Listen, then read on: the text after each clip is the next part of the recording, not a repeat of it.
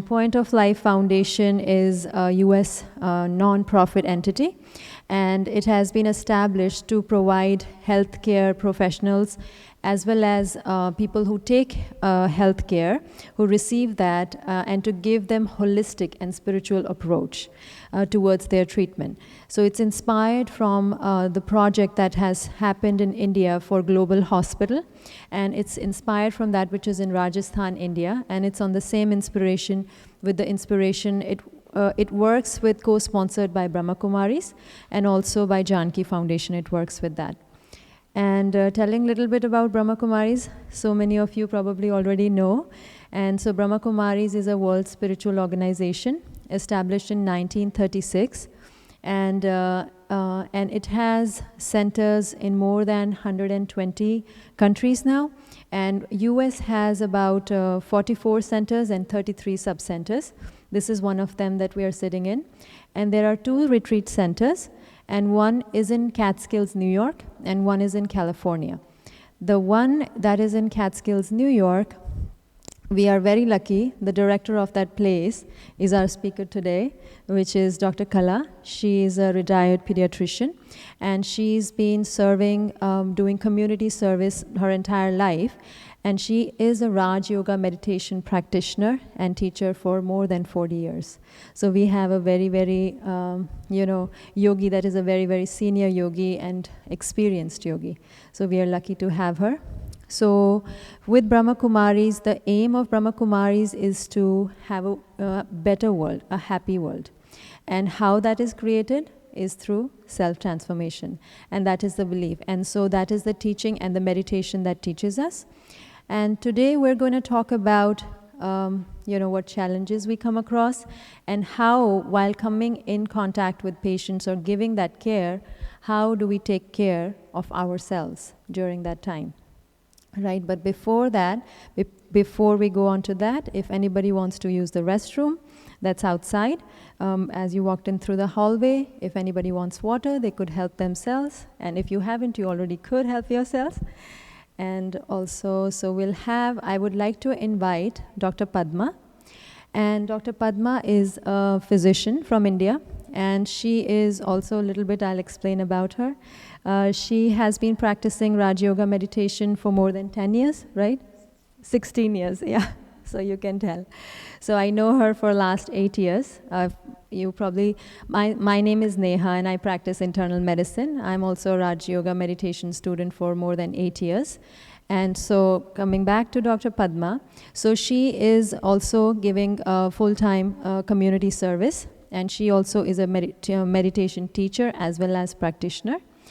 And one thing I'll tell her, I know her for 8 years. Not even once I have seen her raising her voice or getting angry. And I have worked with her with so many projects. So I really appreciate that about her, and I need to learn that from her. So I would like to invite Dr. Padma, and she will take you through the first activity. Okay? So please enjoy. Thank you, Dr. Neha. Oh, hello. Welcome.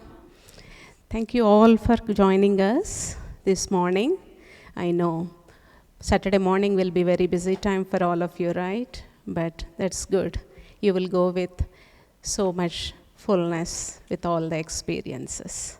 So now let us do an activity, small activity. You can open your folders. You will have a white paper and a pen. I think that white paper is the 3rd paper in your folder. Empty sheet. Yes, you can write your name on the top of the paper.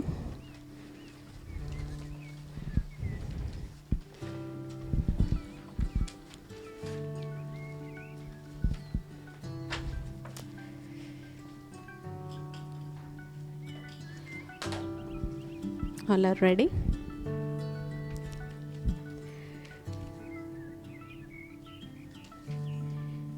Now you can write something about yourself. That can be your hobby or something about fun fact about you. It can be 2-3 words right? Something about yourself. It can be your hobby, about something about your virtue, your speciality, whatever you want to share. 2-3 words.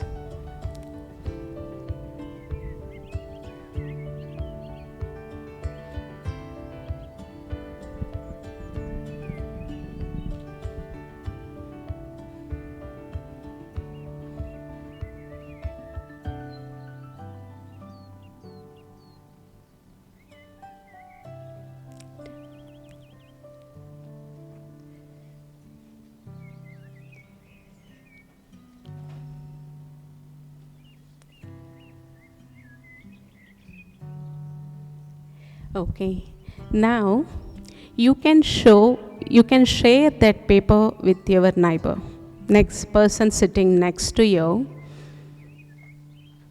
so that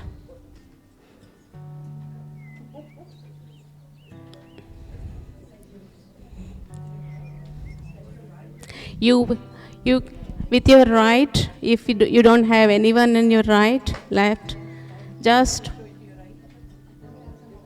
yeah, she's coming.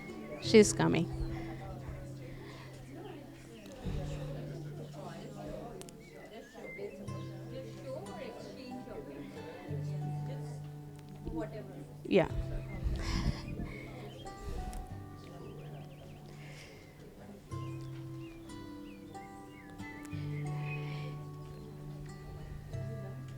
This activity helps you to know about the person next to you. When you are sitting, you don't know who is sitting next to you, what they are. But by exchanging the paper, you know what that person is. At least little bit about themselves, so that you can feel comfortable and feel good about it, knowing about other person, right? Okay, you all shared? You all read? What is the person next to you, what their hobby is? Okay, wonderful. Now, let us flip that page. Draw a big heart. Big, full heart, very big. Yes, you don't have to go through the anatomy of the heart, just the heart shape. Okay. Yes, big heart. Yeah. Yeah.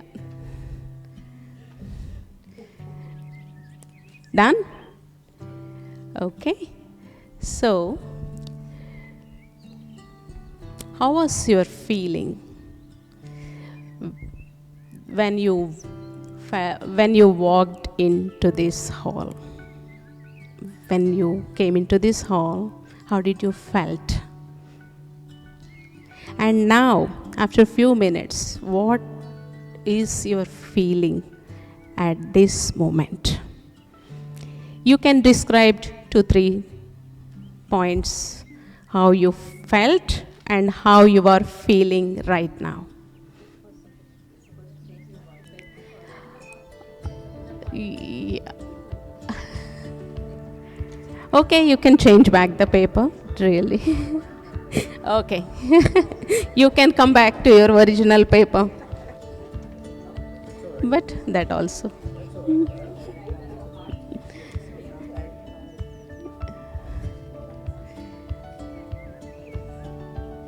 No, Kalavan, I will give different paper to you. What is this? Is it okay, that paper? Inside the heart. Inside the heart. Right inside the heart, that what was your feelings when you walked in, and how are you feeling at this moment?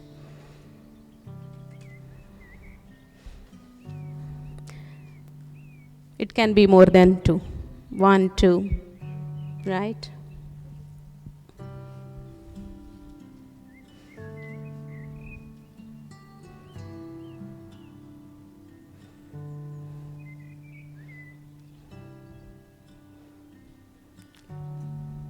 Done? Everyone? Ready? Okay, now you can fold the paper, closing the heart. Fold the paper, closing the heart. Now let us all stand up. Look at your neighbor and now let us walk with a smile on your face. The music will go on. When the music stops, open the paper that you have in your heart and show the heart to the person with whom you came randomly across. Okay? It's going to be real fun. It doesn't matter, it's randomly you can walk. You can walk randomly. When the music stops, you can open the paper and show what is in your heart. Okay? Music is on. When music stops,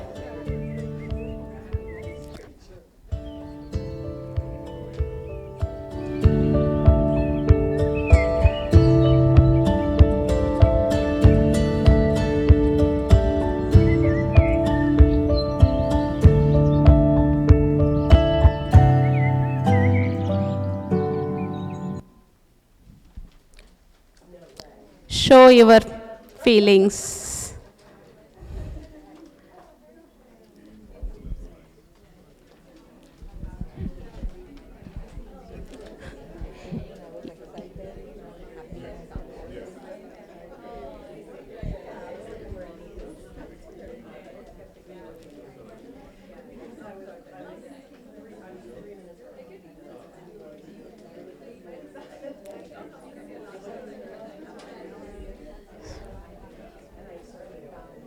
Okay. Now let us move again. Let us move again. Keep walking with the smile on the face.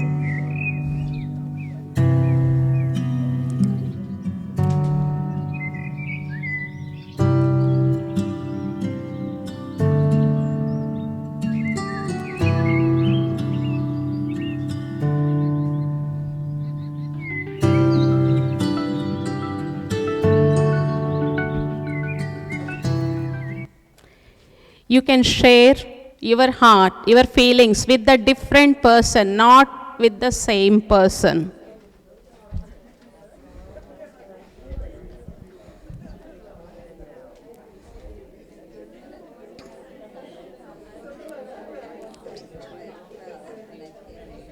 She doesn't have a partner. You can go share.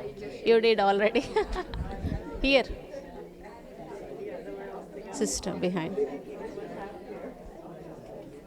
She's free. Or she doesn't have partner.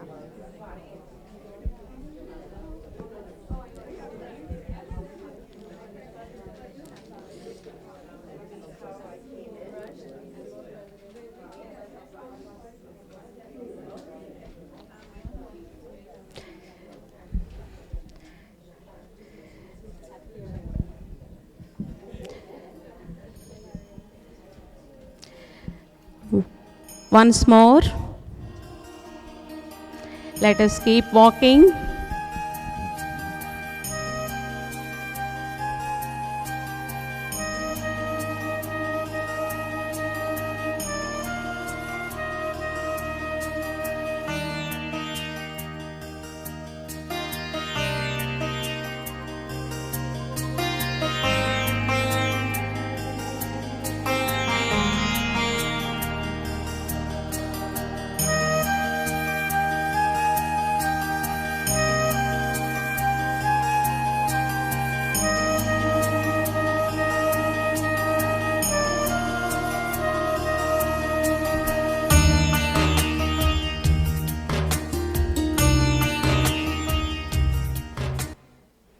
Okay, this is your final round, and if you did not meet anyone, you can go meet that person.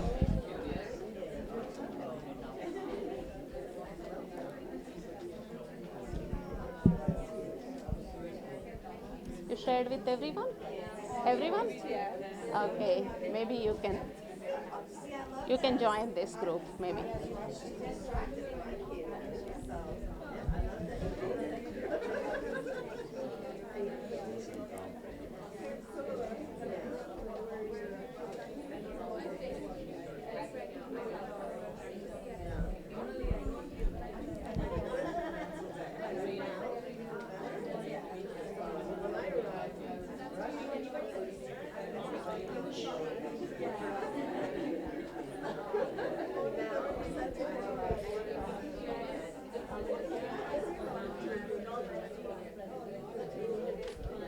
Oh, thank you. Now you can go back. Please take your seats. And I hope you all enjoyed the activity and you know who is next to you and the whole group. You met whole group? Yes. Thank you. Now I will invite Dr. Neha. Thank you, Dr. Padma, for that activity. So now we know a little bit more about each other. We have a little bit of more comfort. So before we move on to the next activity, I would like to invite Rita. And do I see Rita here? She's coming. So I'll tell you a little bit about her. So Rita is a pharmacist and she's going to be taking us through the next exercise.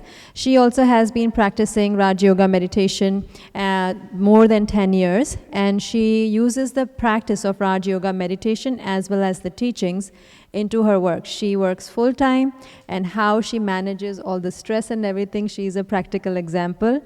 The number of chores that you see that she has for the entire day is so much, like the number is a big number, but still she'll always have a smile, always stay light, and always still ready to do some volunteer service. So I would like to invite Rita. Welcome. Thank you, Dr. Neha. And thank you so much for all of you being here today on Saturday morning, a busy weekend, right? So the next activity we will do is focus on the self. We will practice the theme, right? We will have 2 rounds of 3 questions in each round. And as a healthcare professional, our focus is always outside, right? Taking care of patients, giving, and giving. Right? So today we will take a pause and we will turn that focus to the self. Yeah? And the first round of the questions, 3 questions, is on based off when did you took care of yourself last? Right? That you will reflect on those meaningful moments. Yeah? Connect with it. And if you will look in your folder, the 4th paper is the round 1.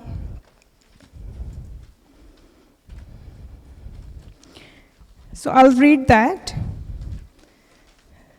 once you get to it. It is well established that self-care is essential to a satisfying and meaningful personal and professional life. Healthcare professionals are well-wishing, hard-working servers who serve ardently and for whom self-care, which first and foremost includes rest and relaxations to refresh and renew, is a necessity and not a luxury, right? So those are the 3 questions. The first one is looking back over your life. Think of a time when you did care for yourself in a ways that kept you refreshed and renewed. Briefly share that story. What was it that made you take care of yourself at that time? What did you do as you looked after yourself? And the third question is, what change would you need to make in your life now to look after yourself in the ways that you did then? So there is no perfect answer. What we are looking here is those meaningful moments to connect that we lived, and we will try to relive that. Yeah? It's turning the focus to the self-care. So now we will divide into the group of 3 So you probably wanted to match the group with someone you don't know with a different territory, so you could discover new things, right? So group of 3, if you wanted to join, and then 1 extra will join to just take care of the time, log and everything. You will have about 2 to 3 minutes to reflect and 3 minutes to share. So in the group of 3, 1 extra will join, participant, and so 4 of you will share about for 3 minutes. Each one make sure get the chance, turn. What you are focusing is what troubles you have, bless you, taking care of yourself, any questions that arise, any new things that you learn from others, any new awareness, intention that you learn. Because at the end of the second round, from each group, 1 will share that what did you discuss, what is new things that we can learn from each other, right? Yes? So, group of 3, you wanted to do the numbers or we can just go? The 4th will join, like Shritalben and you and others, yeah. So group of 3, we can just take the chairs and make make kind of a group discussion. So you will have 3 minutes to reflect and 3 minutes around to each of you to share, okay?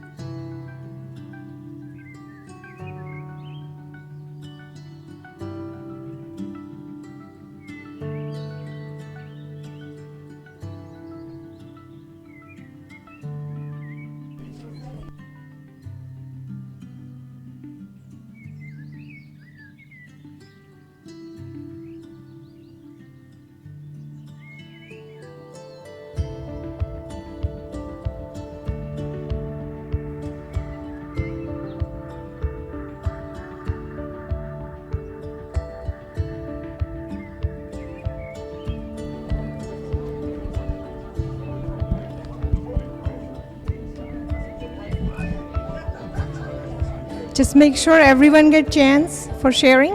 We have about 8 more minutes left, okay?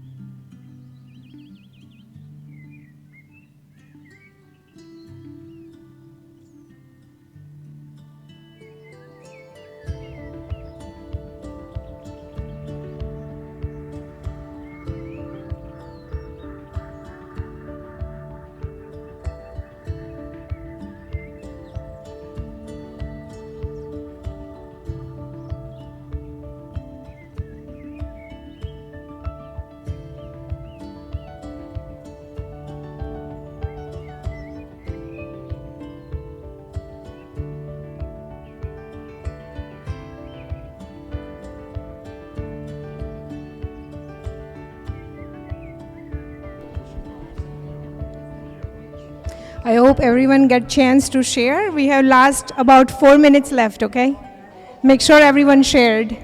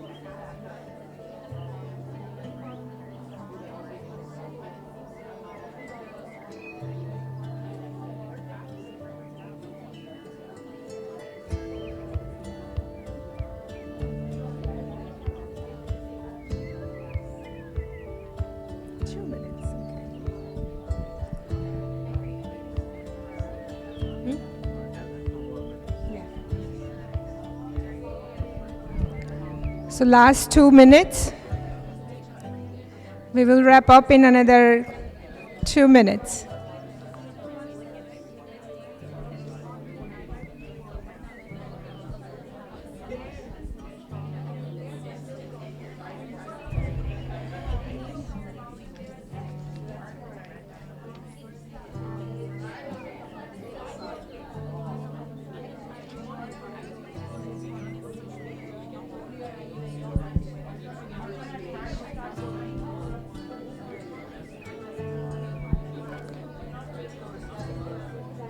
Time goes by so fast, right? When we have fun. Yes? So it's almost done. I hope everyone shared. I welcome you back into the circle.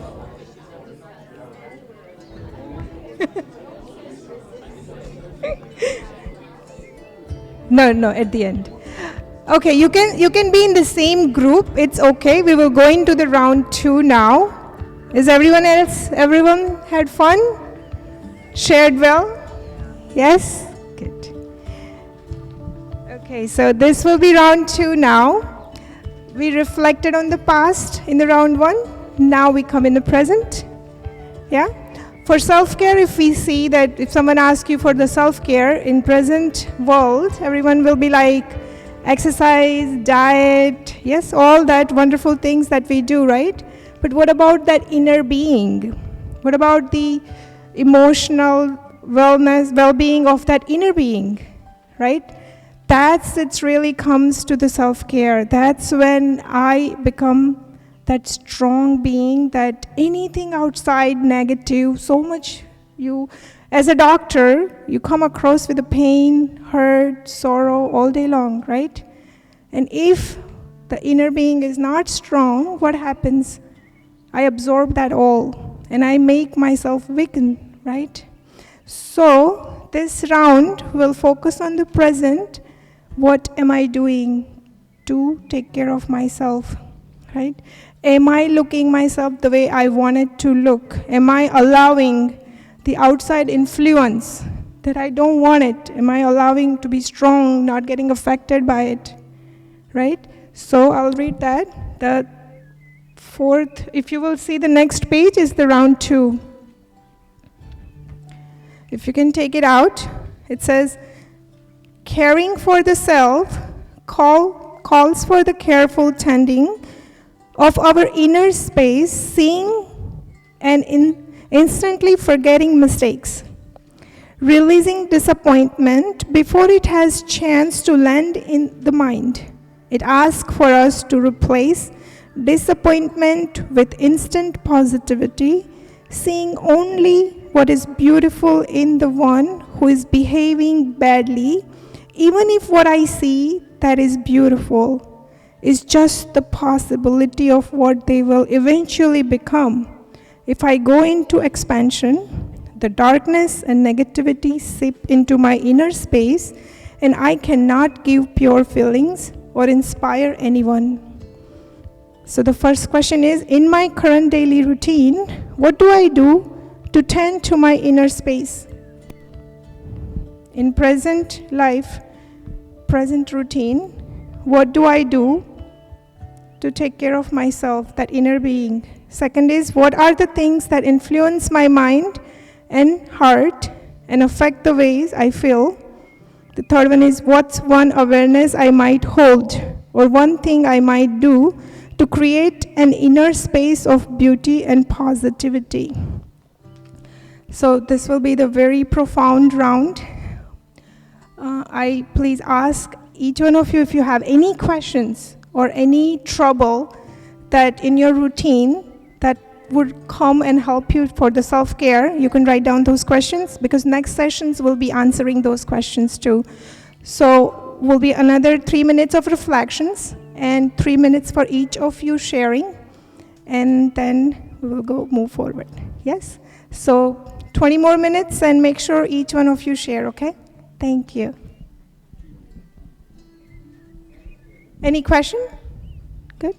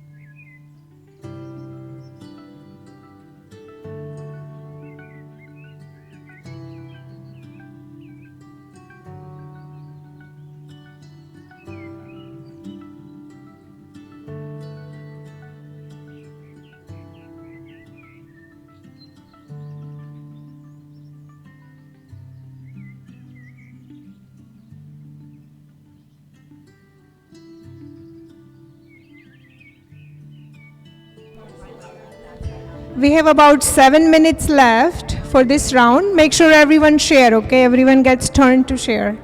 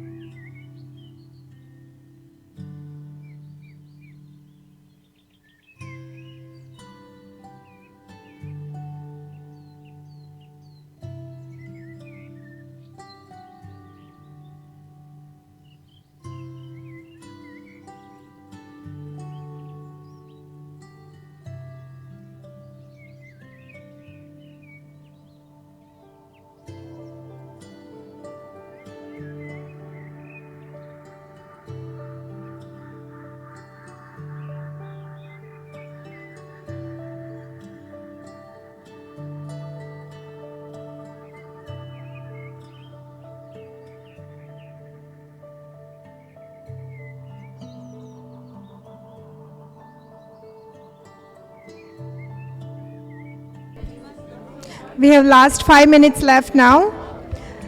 Maybe you also designate one person in your group that will share, okay?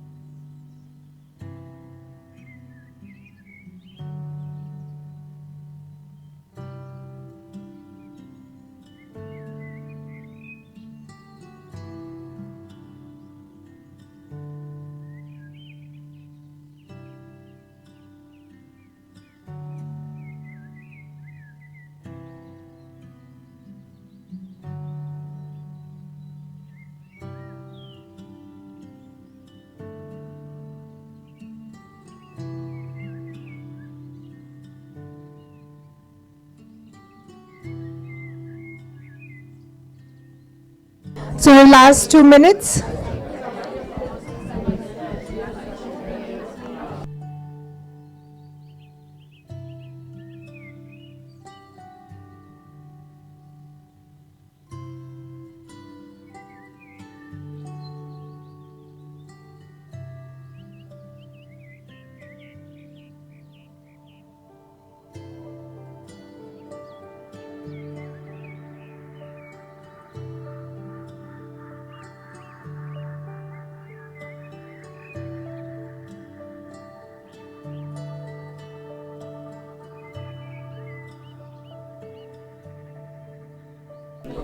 Time goes by so fast, right? Is everyone enjoying it? So we have last 1 minute. Hope everyone has shared.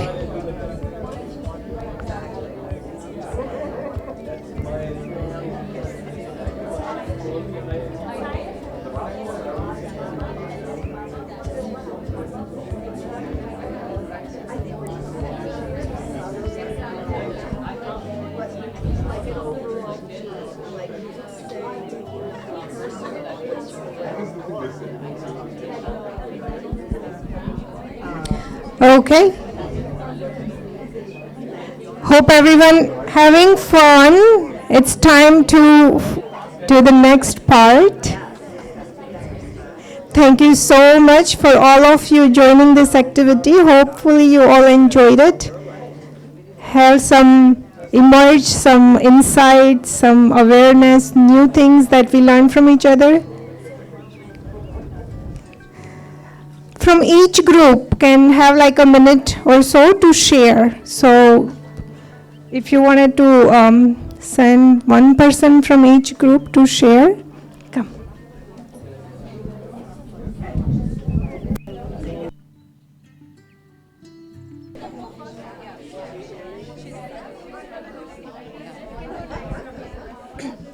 Can I start? Hello. Hello. Om Shanti to everyone.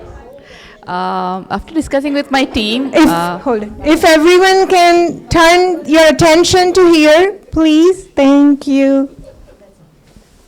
Om Shanti, I'm Vinita. After discussing with my team, we came to a point that we have to be more calmer and understand when somebody is speaking. If it's not like you feel that it's not appropriate, we need to understand, not react, and pause and then respond when needed, not to react, and have more patience and be less negative and decrease the overthinking that we do, and reset ourselves, meditate, do Raja Yoga. Yeah. Om Shanti. Thank you so much. Thank you. That's very important. Yeah, meditation would be the answer for everything. For me, yes, that's the answer for everything. Yes, Dr. Sudha.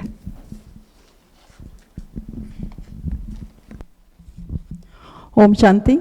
Today we are not doctor. We are just here to have self-respect for ourselves and Om Shanti for ourselves, right? So we have a wonderful discussion in our group. I'm Sudha Nahar, if you don't know me. The first round, we had kind of feelings about what we should do, which was like a personal respect, self-respect, meditation, chanting. Everybody has kind of their own way to calm themselves. And our sister, Dr. Padma, had mentioned that for her, no religion. Don't go by anything, and Brahma Kumari's kind of core value is everybody is a soul. So don't go by the outer world, go by your inner self, inner soul, and when you are talking to other person, take that person as a soul. If that soul is saying something, take it in that manner and not take it in whatever the angry mode or whatever mode they are kind of going through that. One of the person had suggested that when they are angry, rather than reacting, as you mentioned, you kind of just assume that maybe they are having a bad day, maybe They are in pain. So rather than reacting, you just ask, is everything okay? Can I help you with anything? What is going on? Just those simple words will change the scene completely, and also helping somebody else will give you pleasure.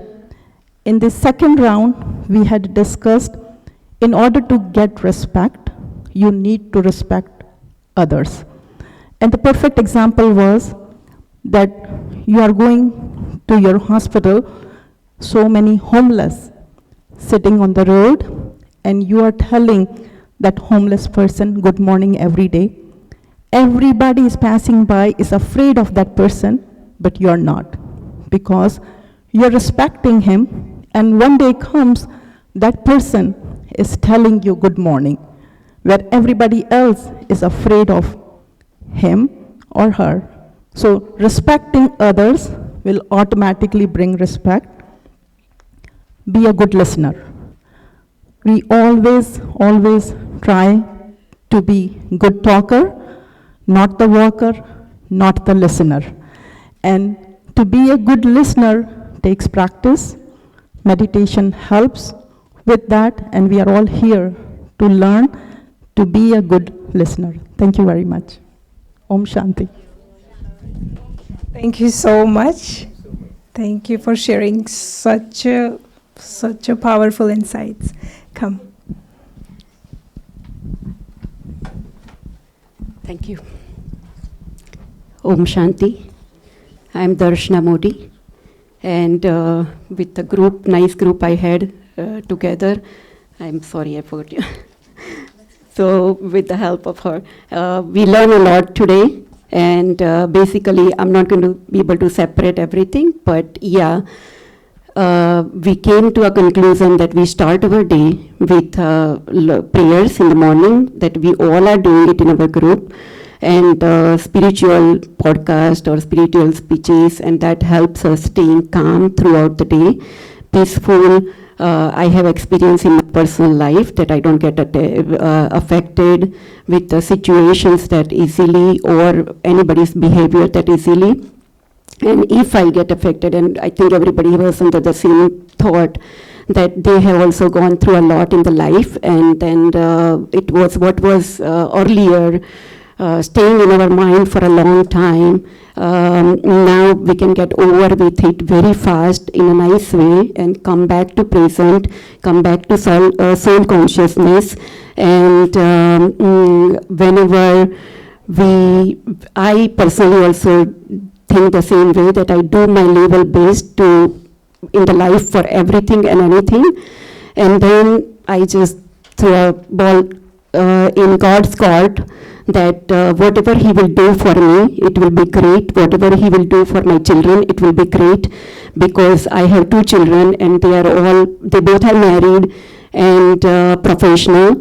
There is only very little input I would have in their life, and there are things that sometimes I may not be agreeing or may not be thinking the same way, but at that time, after giving my little suggestion, I leave it up to them and up to God. Sometimes if it doesn't match, I pray to a God lot and send them lots of strong wishes and strong good luck and strong energy and I have definitely seen in my practical life that it has happened, whatever actually was good for them, or whatever as a parent, good wishes we had towards our kids. So that works for me a lot. And I think our group, and we were lucky to have Kush in our group, and Kush's parents are coming to Brahma Kumari, and they are the one who brought me in. Of course, I'm not able to come to classes, but I listen to Sister Sivani every single morning. I start with her speech my day, and my day go very smoothly after listening to her since last 5 years or more, and since I think 2017 actually. And other advantage we had in our group, because Kush is a younger generation, which is our kids' generation, so we came to know about his thoughts and how that generation feels, and then we intermingle to understand each other. That was also very helpful today. Thank you very much. Om Shanti. Thank you so much, Darshana. Who's next would like to share? Yes, please.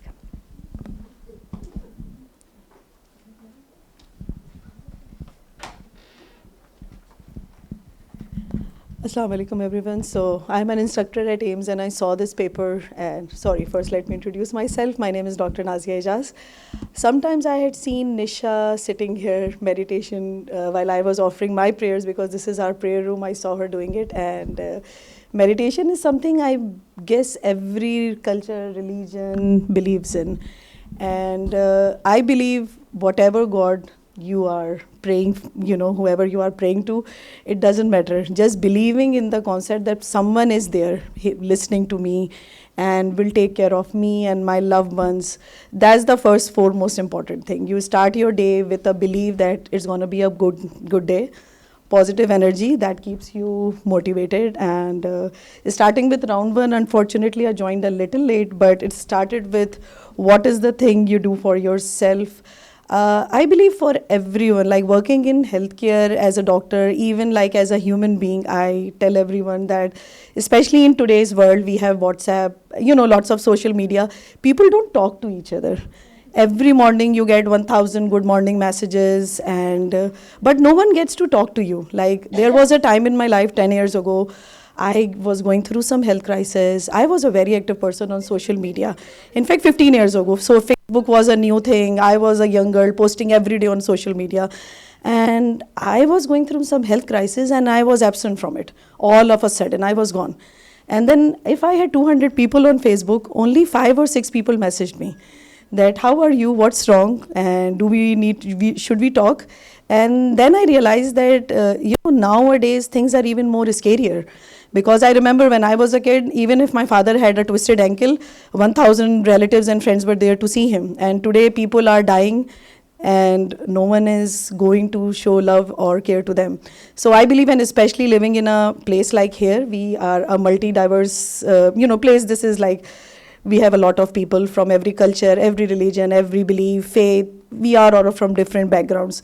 So I believe respect, care for other people, whatever is their age, especially whatever is their caste, irrespective of everything. Even like we deal with, I'm a teacher, of course I deal with the students. They can be teenagers, they can be 50 years old, they can be 60 years old.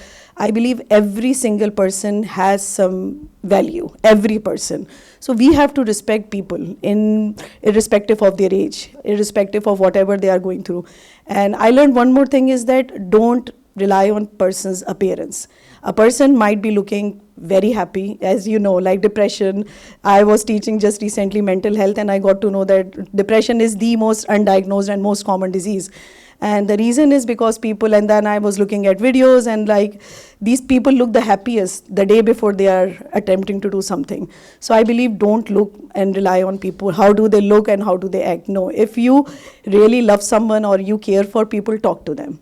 That's it. And that's how, in round 2, they were saying what we do for ourselves. I believe positive energy. Like I had a busy Saturday, but I was like, no, this is something I've seen Nisha. She has a very calm personality. Let's go out of this hectic Saturday, take out some time and go. So I believe surrounding yourself with positive people has definitely 100% impact on you.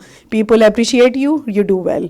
People always, like discouraging you or saying, oh, you cannot do this, or, will you be able to do it? And I've seen most intelligent people are unable to do simple tasks, like I'm a mother, I love to cook. My kids say, oh mom, you are the best cook, I cook the best food. And if someone says, oh, this is difficult, will you be able to cook it? And that day, all disasters happen. I can put salt in place of sugar, I can do everything. Yeah, I believe that, positive appreciation, we all need appreciation. So, I always tell my kids, behave the way you want yourself to be treated. The way you treat others, like just imagine what if they treat you the same way, and if you feel bad, then that means you need to change yourself. And I believe this is what we need to do for everybody, and especially in today's world when everybody is looking for negativity around.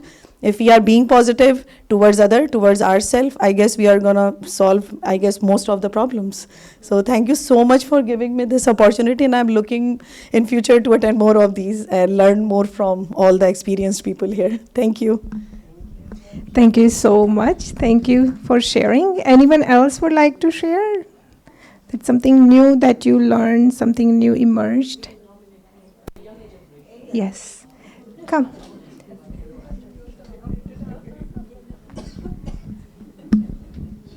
Hi, my name is Bhavna Shah. I'm an occupational therapist. And Dr. Neha Bangia had forwarded me this text, so I was lucky enough to come in today. Everybody in my group is in a different stage of their life. Some have just begun, some are not aware of meditation. For me, and everybody got into this spirituality because of whatever physical trauma, mental trauma, emotional trauma they went through, and they started looking around for ways to find out peace in their life. And Sister Shivani has been a big influence personally in my life. I regularly watch her videos. I regularly listen to her, and whoever I come in contact with can use her information. I forward them her videos also. So for me, meditation has been a huge tool. Of course, in the beginning, it wasn't 10 out of 10 transformation. And we were just joking about it in our group that family members would say, hey, how come there's an outburst? What happened to your meditation? And it was a very nice way to self-reflect, self-analyze, and see what was going on that day that there was an outburst even after listening to meditation. And for me personally, I found that if I'm too much physically exhausted and I don't have energy at the end of the day, that would trigger any kind of an emotional outburst in me. So slowly, 5 out of 10, 6 out of 10, 7 out of 10, I see good transformation in my own personal self, and I see a very different way I react to people when they talk to me, personally, at home, with friends. Also, they find that the aura around me has changed after I started practicing meditation. Whenever we are sitting in a group, they just find that I'm very calm and quiet. I also talk, but I think earlier whenever I talked, there was a different energy around me. So I guess for me personally, my journey has started when something in my family life had happened, and I thought I was in a big control of that situation.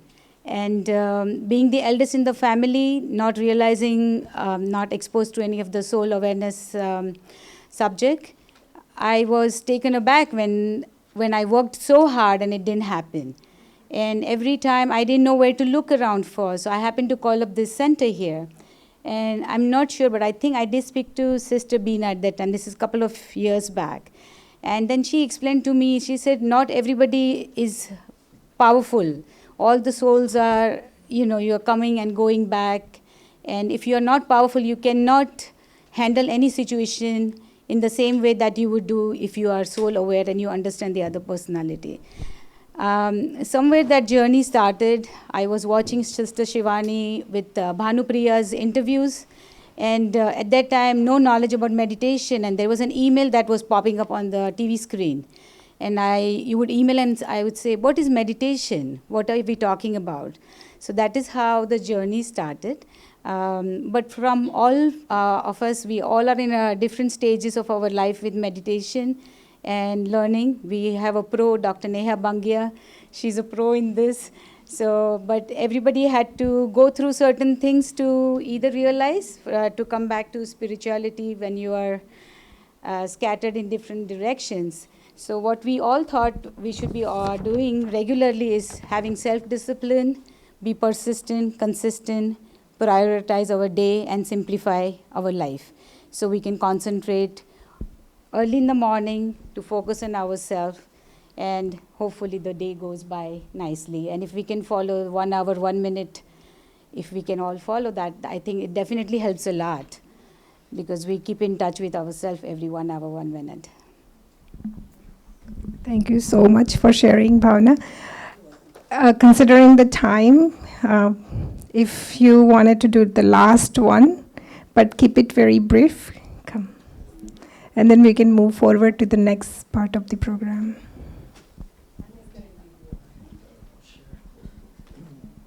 Thank you. Om Shanti. So I'll just share a few words that we discussed in our group. in regards to the two separate rounds. I'd say the three main points that I remember we focused on was starting and ending your note on a positive day, starting and ending your day on a positive note, and everybody kind of has their own personal practice for that piece. And then a lot of this has already been said, but listening, being open-minded, and being an effective communicator. And then the third thing is surrounding yourself in positivity. I think, so just, going into that last piece about surrounding yourself in positivity, I think we talked about, being a part of this community, and people will, leverage different tools, whether it's technology, or motivational videos and things like that. But surrounding yourself with that kind of positivity can help. I think that's all I'll share for now. Thank you so much. Thank you. I invite Dr. Neha now to take us for the next part of the session. Thank you so much for taking part. If you wanted to come back to in your circle, you could please take a moment and bring your chair back to in the half circle.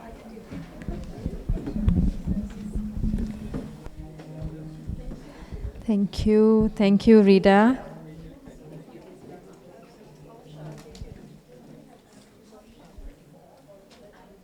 So now we are going to have our next session. We discuss what we did and what we do for our self-care on a daily basis. I would like to invite Dr. Kala. And like I said, she is the director of Peace Village. But if you ever go to Peace Village, which is our retreat center, you can never notice that she's the director. She's an image of love and humility. And I have seen, there's at Brahma Kumaris, we exchange energy through eyes.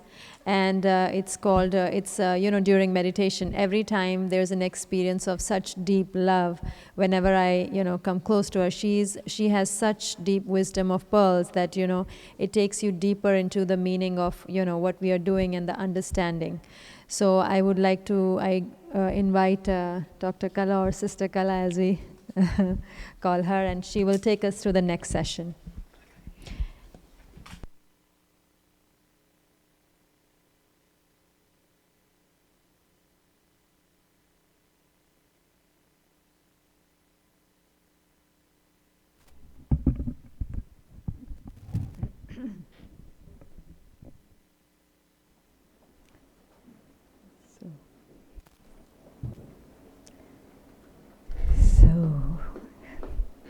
Such a lovely, lovely morning, and what a fortune to be in a room like this with a group of people like this and talking about the kind of things that we've been talking about, isn't it? It's a huge, huge fortune, and thank you all so much for coming. And yes, this program, Rest, Refresh, Renew, was actually conceptualized just about a couple of months ago, 2-3 months ago, I would say, when there was a request from one of our neighboring medical center, Albany Medical Center, actually close to Peace Village, for some kind of a day program for their staff. Something to do with wellness, of course. And so it seemed to be a real demand for that. And so we kind of crafted similar program, something similar to this. And we did it at our retreat center in Peace Village, which of course was, like if you can imagine the impact of what you felt as you came in, 10 times over or maybe more in terms of how peaceful or relaxed or whatever you felt at that time. So anyway, that went so well, and it was really something that people took it on, and they said this is what we will want to do on an ongoing basis, because nothing that you do for a day really is good enough, right? In today's world, there's something that you have to continue to kind of sustain over time. So one of the things, and since then we have done a couple of these programs in different places, And one thing that always stands out for me in these programs is, even though we are talking about self-care, what's the self that we are talking about? Who is this self? Do we really know this self? Because I think for me, in my own life, in my past life of professional practice, and then being introduced to a spiritual practice, this was the thing that really stood out. You know, I really thought I was doing a lot of things good for myself. And yet there were times when I would feel a little down, a little stressed, a little upset, all of that. And so not until I was introduced to the self in a different way did I really understand that, yes, I was taking care of part of the self, what I thought of as the self, but really wasn't taking care of the self. Because I came to know through the understanding, the study of Raj Yoga through the Brahma Kumari, that the self that we usually talk about has two parts to it, right? The one that we can easily relate to, which is the visible, physical construct that we have of the body, the physical body. And the other invisible part that we don't always relate to as the self, but obviously we all can understand that the body is only a vehicle to carry through something that is deeper in what we are calling as the self. When we say human being, for example, yes, the human part we can understand very well. The human body we can understand very well. But the being part we can't really put an eye on, we don't put a finger on it. What really happens in that being. And that's the part that kind of generates all the things, feelings and the thoughts and all the good things of what we feel inside. Right? So that part takes a little bit of a different kind of a care. The body takes a different kind of a care. I mean, in terms of giving it rest, giving it a good diet, and the health and the exercise and all of that. It's, of course, it definitely makes a big difference in the way we feel, because there is a direct relationship between the human and the being part, right? They both talk to each other. But most of the time we are doing good things for the human part of the human being and not necessarily directly interacting with the being part of the human being. Something that's inside of us. Something that helps us to think. Something that helps us to feel. Something that helps us to conceptualize, something that helps us to make decisions, something that helps us to make responses, in an appropriate way. Of course, we can't do without this part, but it all starts here. And this is the most important thing that I was awakened by, or, really aroused by when I came to the Brahma Kumari, is that even though I'm taking care, of in a physical way, but I haven't really been taking care in a good way. And that's where, even unconsciously I was introduced to meditation. Not consciously, but unconsciously or subconsciously looking for this kind of approach of self-care. So in meditation itself, of course, again, we can do it in so many different ways. And it was a very beautiful conversation that we were having in our little group. And I'm going to throw out this exercise to you too, with the permission of our group member. How often do we actually give ourselves this time, the luxury of the time, to just sit down and do nothing. Nothing, no phone in our hand, nothing to attend to, just do nothing, and what happens when we do that? All kinds of thoughts come in, right? Many of the times it's not thoughts that we like to have. Of course, you're lucky if you can let go of everything and just good thoughts come in.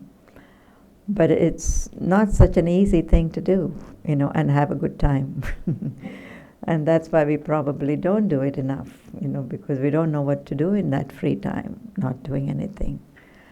But it's really an art, because we have become such doing beings, which is human beings, that we don't know how to just be, And just being is so generative, so you become rejuvenated with that. So rejuvenated with that, And so we don't have an idea how to do that for ourselves, right? We can go to do something, in terms of relaxation. We can listen to music. We can do all kinds of relaxation activities and put ourselves through. But do we know to do nothing and yet be relaxed? We probably can learn a little bit of that, right?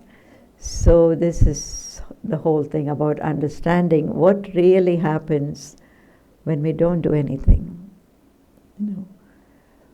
When we don't do anything, then of course our mind goes to all kinds of things.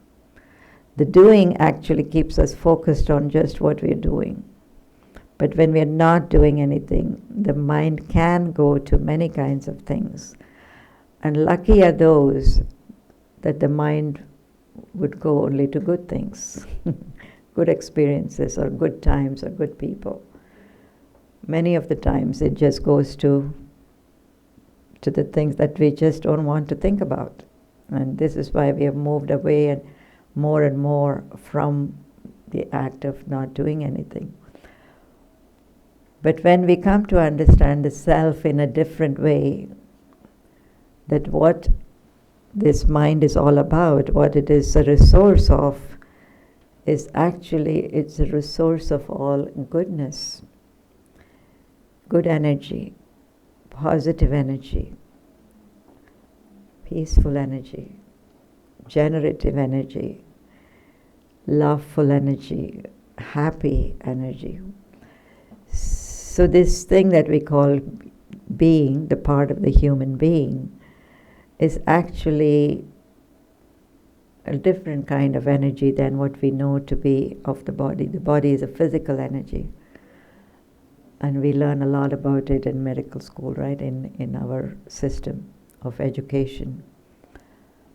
But we don't learn a lot about it, about this part, the being part. Of course, we learn about the mind. We learn about the psychological causes of diseases and all of that. But that's about it. We don't really know what's at the root of it. So here we come to learn that the being is actually something that's original and originally positive, conscious energy. And even without doing anything positive, you can actually generate positive thoughts. That's what it means. And what that means is I, the self, am a positive being. Because this being is what I'm, the real self.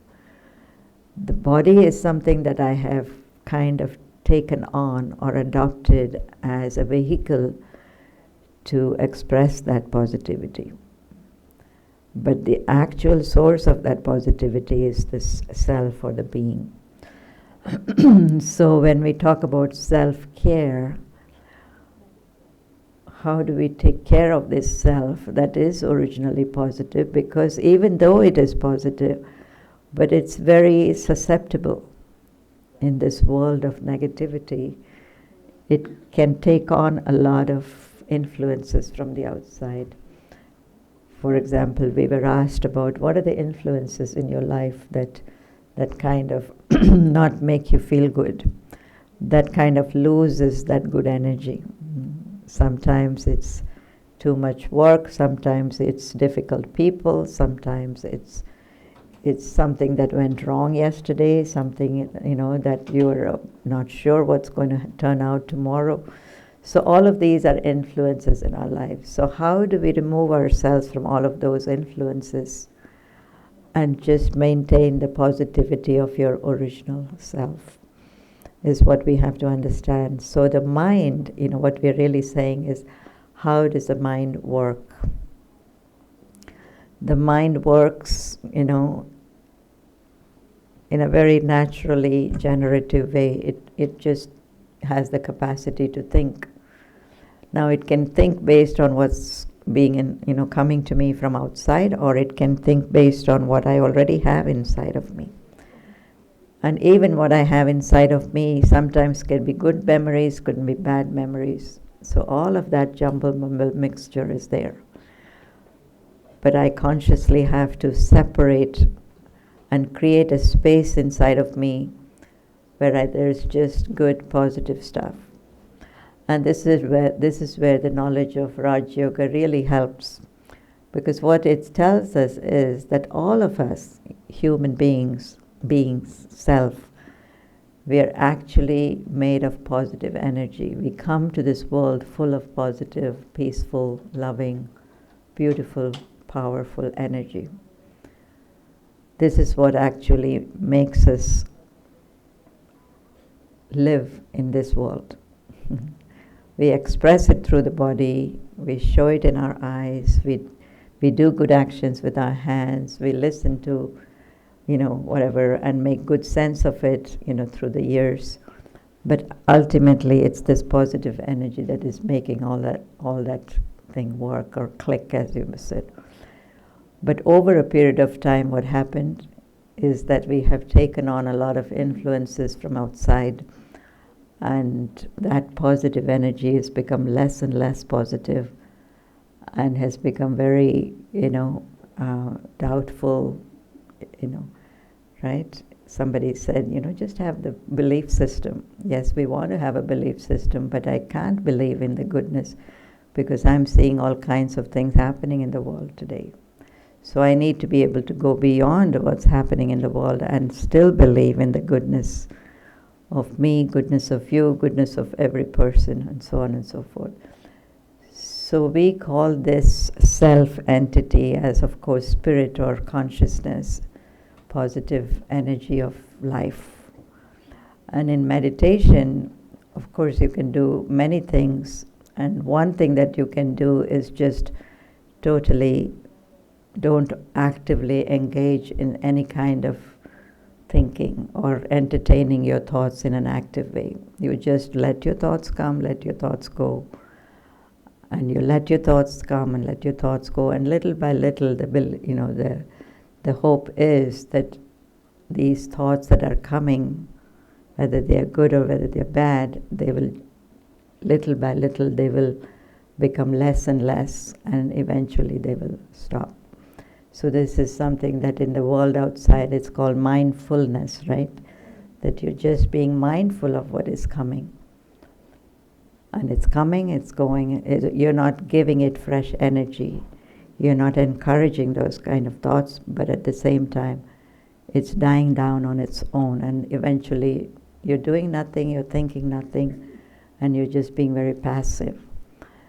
Now, in Raj Yoga meditation, there is a little difference in the way that we meditate, and that meditation is more like an active meditation.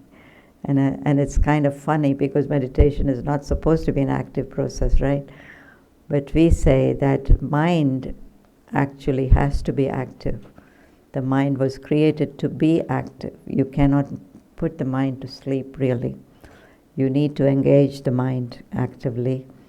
And even if you say that you want to, quiet the mind a little bit, become peaceful, but you have to actually not work on the speed of your thoughts or the quantity of your thoughts, but you have to work on the quality of your thoughts.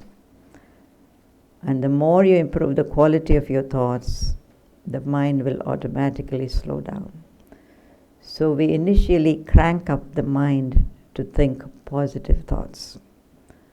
Not to think, but to think in a positive way.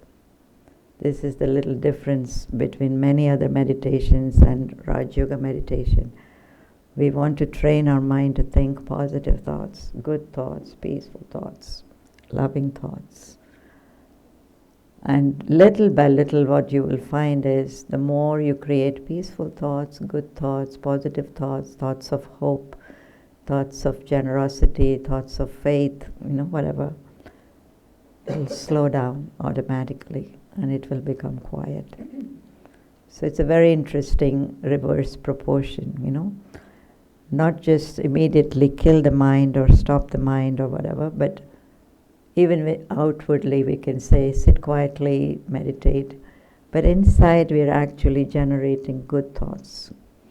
This is the way to actually meditate and have effective meditation over a long period of time. And we use the knowledge of Raj Yoga to do that, which basically means that the soul is actually a bundle of positive energy. It's a little bundle of positive energy. It's not physical energy, but it's unseen, spiritual, conscious energy. And what is this energy all about? It's about peace. It's about all the beautiful virtues of life. It's about love. It's about joy. It's about power. It's about compassion. So all of this energy is in the self. So when we talk about self-care, we're actually saying, let's fuel this energy, positive energy that is already there in the self. And that's what we call, of course, meditation. Is it easy to do? Is there a specific method to do? Of course, because we have allowed our mind to go very wild for a long time. So it is definitely going to take some training, some discipline, something, right? So the first thing that we have to do is, okay, let me give it some direction. Let me choose a theme that I would like to meditate on. What would I like to meditate on? Like many of us were asked the question, what did you feel when you came into this room? Right? So you all came up with some kind of a feeling. Some of you said peaceful, some of you said happy, some of you said light, some of you, so all of these are positive qualities.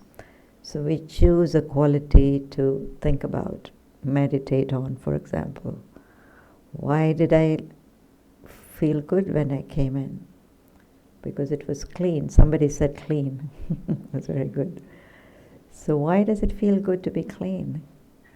Because that's what we are originally inside. We don't come with a lot of stuff, we just come clean and calm. So let me think of myself as clean inside, for example, or pure inside, calm inside. So we give ourselves those kind of thoughts. So you're choosing a theme that you're going to think about. You're going to create thoughts based on that theme. And then you're going to perhaps repeat those thoughts, not necessarily repeat in the sense of, like a repeating without meaning, but you can connect cleanliness to many other things. For example, the floor is clean, it feels good to walk on a clean floor. The water is clean. Why do I like clean water? Because I don't get sick from clean water. Right? That suits my body well. In the same way, clean thoughts will suit my inner self well. So let me not think anything that is not clean, anything that is, not original, anything that's not natural. So in this way, we give ourselves, a theme, and then we start thinking based on that. And then we also connect it to how I'm feeling inside, not just think, but meditation is also about connecting to a feeling inside of us.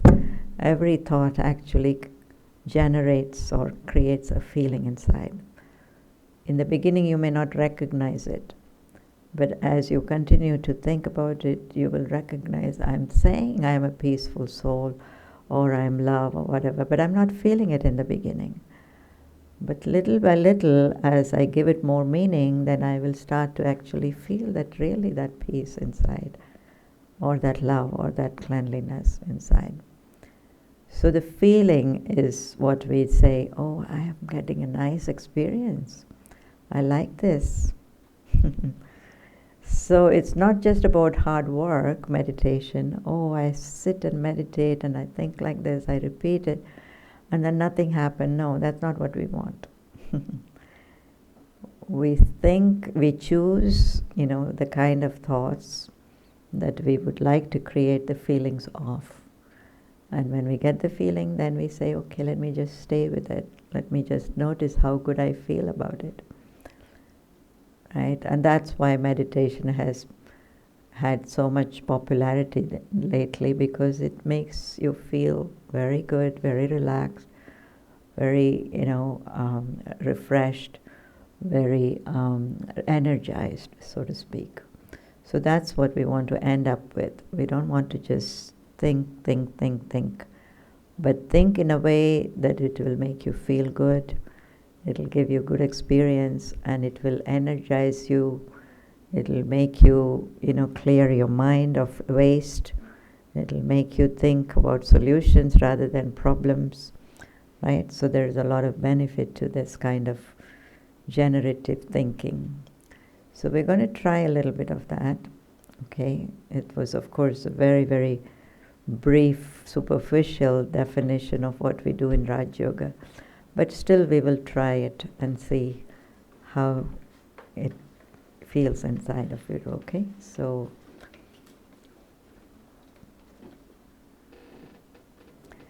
the first step in meditation, especially Raj Yoga meditation, is to recognize that meditation is an inner phenomenon of the inner world, and therefore to detach or take away my attention from the world outside. Just feeling the chair that I'm sitting on, the room that I'm in, the people that are all here, acknowledging that it's all a physical reality, but yet I remove myself from that physical reality, as if to say that I, that real self, is seated in a different kind of seat in the center of the forehead, as a tiny spark of conscious energy. In fact, that central dot that you put many times here, tilak, symbolizes the seat of I, the true self, soul.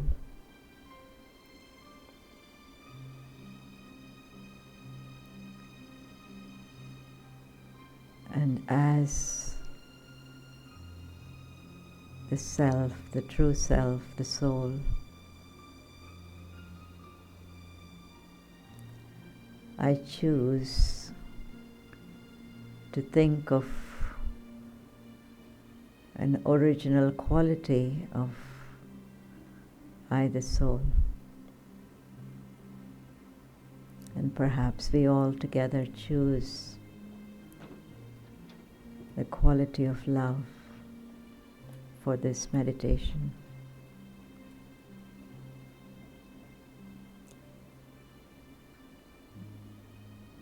That same spirit of love,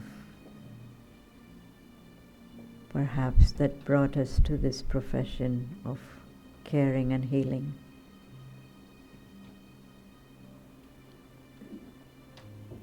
that I, the self, am a loving being, a caring being, a giving being.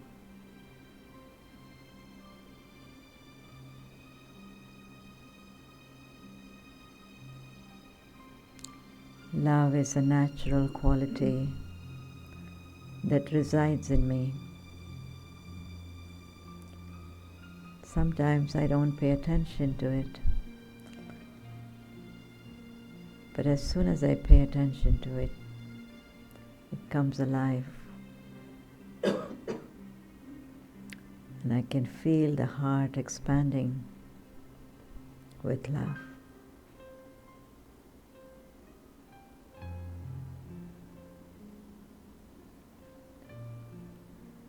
Take a few deep breaths in love, not love for something or someone, but just pure, pure love.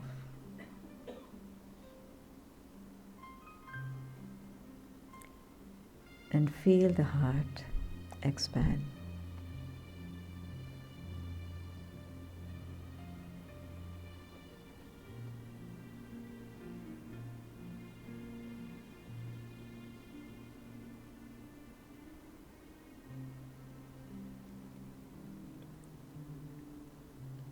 And see how this feeling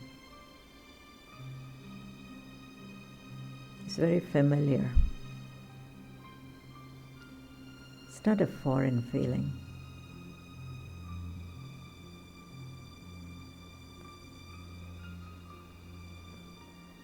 Perhaps something that we have felt many times before, but not really acknowledged it to this extent. And for a few moments now, I acknowledge that I am a being of love.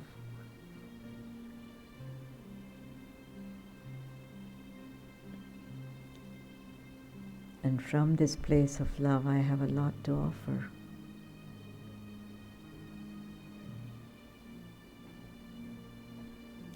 From this place of love, I can accept many things.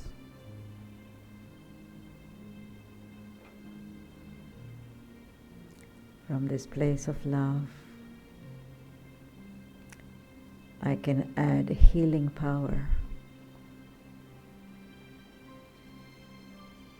to what I say, how I look at someone, or how I treat someone.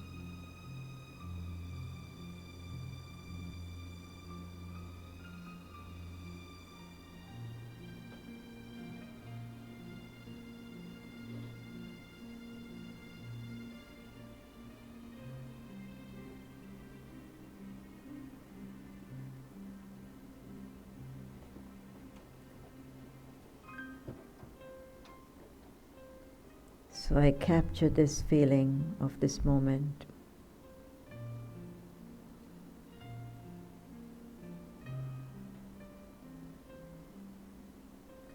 As if I can retrieve the memory of this moment again and again, that I am love.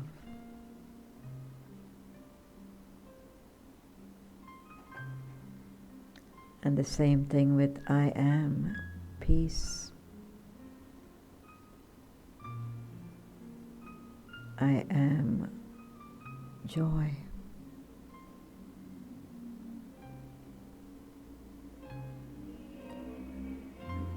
These are all the natural qualities of I, the self.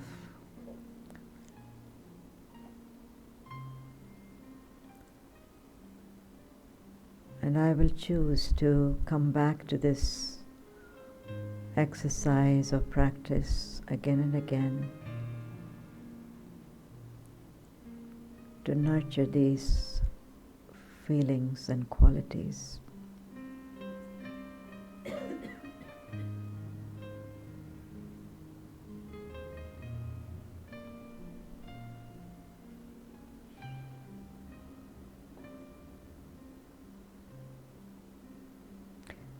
So from that room inside in the center of the forehead, let's now walk out into this room outside, acknowledging the people sitting here,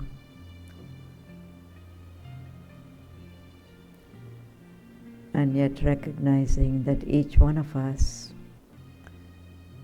in our own rights, is also a being of love, of peace, of joy.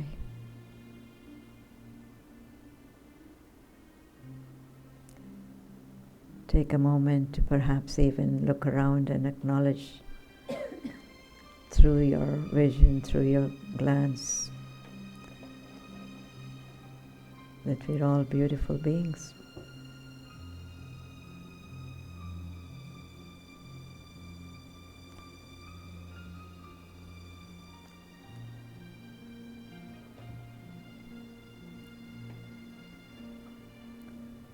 Om Shanti. Shanti. Shanti.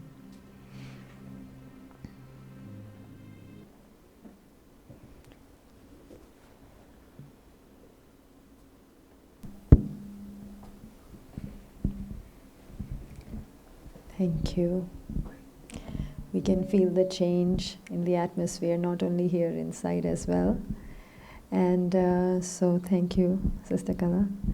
And now we will have a little break for 10 minutes. You can use washroom and have some drinks or some nuts. And then we'll come back in 5-10 minutes to resume the session. Okay, thank you.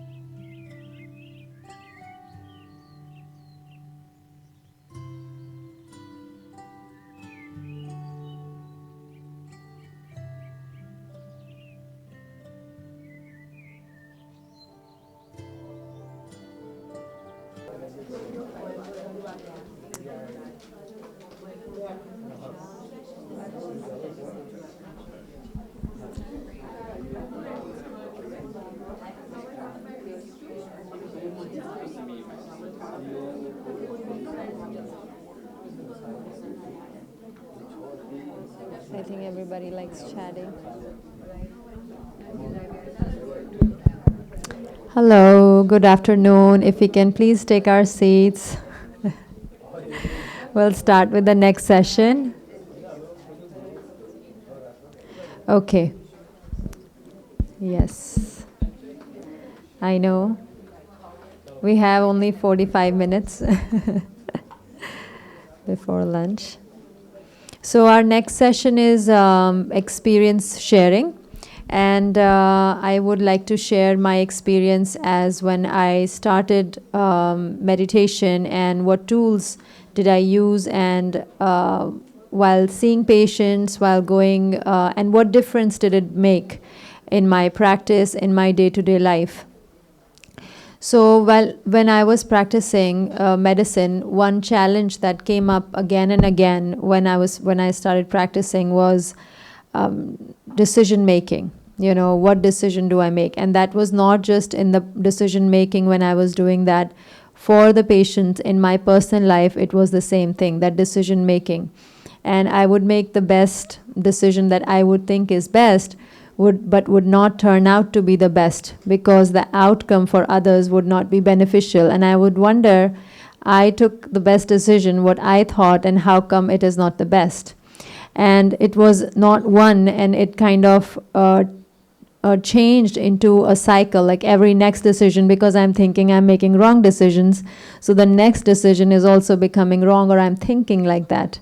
So how, when I took the spiritual understanding that I am a being, and spiritual understanding of where I come from, and a guidance of where the decisions should be and how the decision can be made. And in that, mainly I learned that to have the intent should be pure, and that really helped me making my decisions. When I made my intent pure, so I thought whatever is the outcome, my intent was pure. So I made sure that in my intent for making decisions, there was no variables, like variables of my self-interest, because I wanted this way. So that if I have that variable, my decision is only for my self-interest. So then my variable is, well, this one is, this patient has this kind of insurance, so there is a variable in my mind. If there is a variable, in my mind that, okay, this is not how I wanted it. So in every decision, I realized there's a lot of variable in my mind, which is only for my self-interest, and my motive or my intention was not pure. So I started working on that intent, that I, the being, am pure. So when I started that, my actions started to change. And that guidance I got from the spiritual understanding. The other practice that I did, and which is a very simple practice, like Sister Kala shared, is seeing ourselves as a being not the body, as a being, and seeing others also as a being. So, and that when we do that as a being, meaning not seeing that, okay, one is a being in the body, but actually feeling it, that I, the being, am doing the action, and somebody in front of me is also a being in the body. Right? And when I did that practice, and not just a being, a peaceful being, a pure being, when I started doing that, I realized I was able to overcome their behavior. So whatever their behavior was, so I would see them as a being doing it. So I was able to dissociate them or differentiate them from their behavior. And so I was able to overcome any disrespect that I was facing, any things that were not according to me, and any judgment that came from my part. It kind of helped move me away from that. And that was a simple practice that I would follow. In general, throughout every day, I usually take an internal agenda. Like we have an external agenda, like, okay, I have to do this for the day. I'm going here. I always start my day with an internal agenda. And that internal agenda is, what am I doing for my mind throughout the day? Not just in the morning, not just when I'm listening to the, understanding, but throughout the day, what is my agenda? And that agenda helps me with the day. So like yesterday, there was the agenda as to be, how would a best student be in their actions? So that was the agenda. So if that's the agenda, every moment I would realize a best student would do it in which way? So is my action reflecting that? Is my thought reflecting that? So as many times I could do that, I could check and I could change it, because I would think that this is not according to how it should be. Let me change it. Okay, I wanted to be lazy, but I had some work to do. So I said, okay, would the best student do like this? So no, so I would change so it really, so every day is a different agenda. So every day there is something different that I like to take. That is my agenda for the mind. And that keeps me busy inside. So the outside happens, but I have something for the inside. So that way I am not like a tennis ball going from here and there, because I have something to work with. And that I get from here. The other experience that I have is that for, again, coming back to decision making, if they are a little bit bigger decisions, I like to take it as if this was my, like last day or my last moment, final moment, how I would like it to be, how I would like myself to be in it. And that really helps me, because when I do that, it opens up my heart. I feel like, okay, I could do this. It really increases our capacity when I think like that. And the other way that I try is time management. So every day we are faced with this has to be. And some days time management is more difficult than regular days, because our to-do list is so long. So what I do is, if I know that a day is going to be busier than usual, I do a very powerful meditation in the morning. So that I film, and by powerful meditation I mean is I do not allow any negative thoughts in that time of meditation.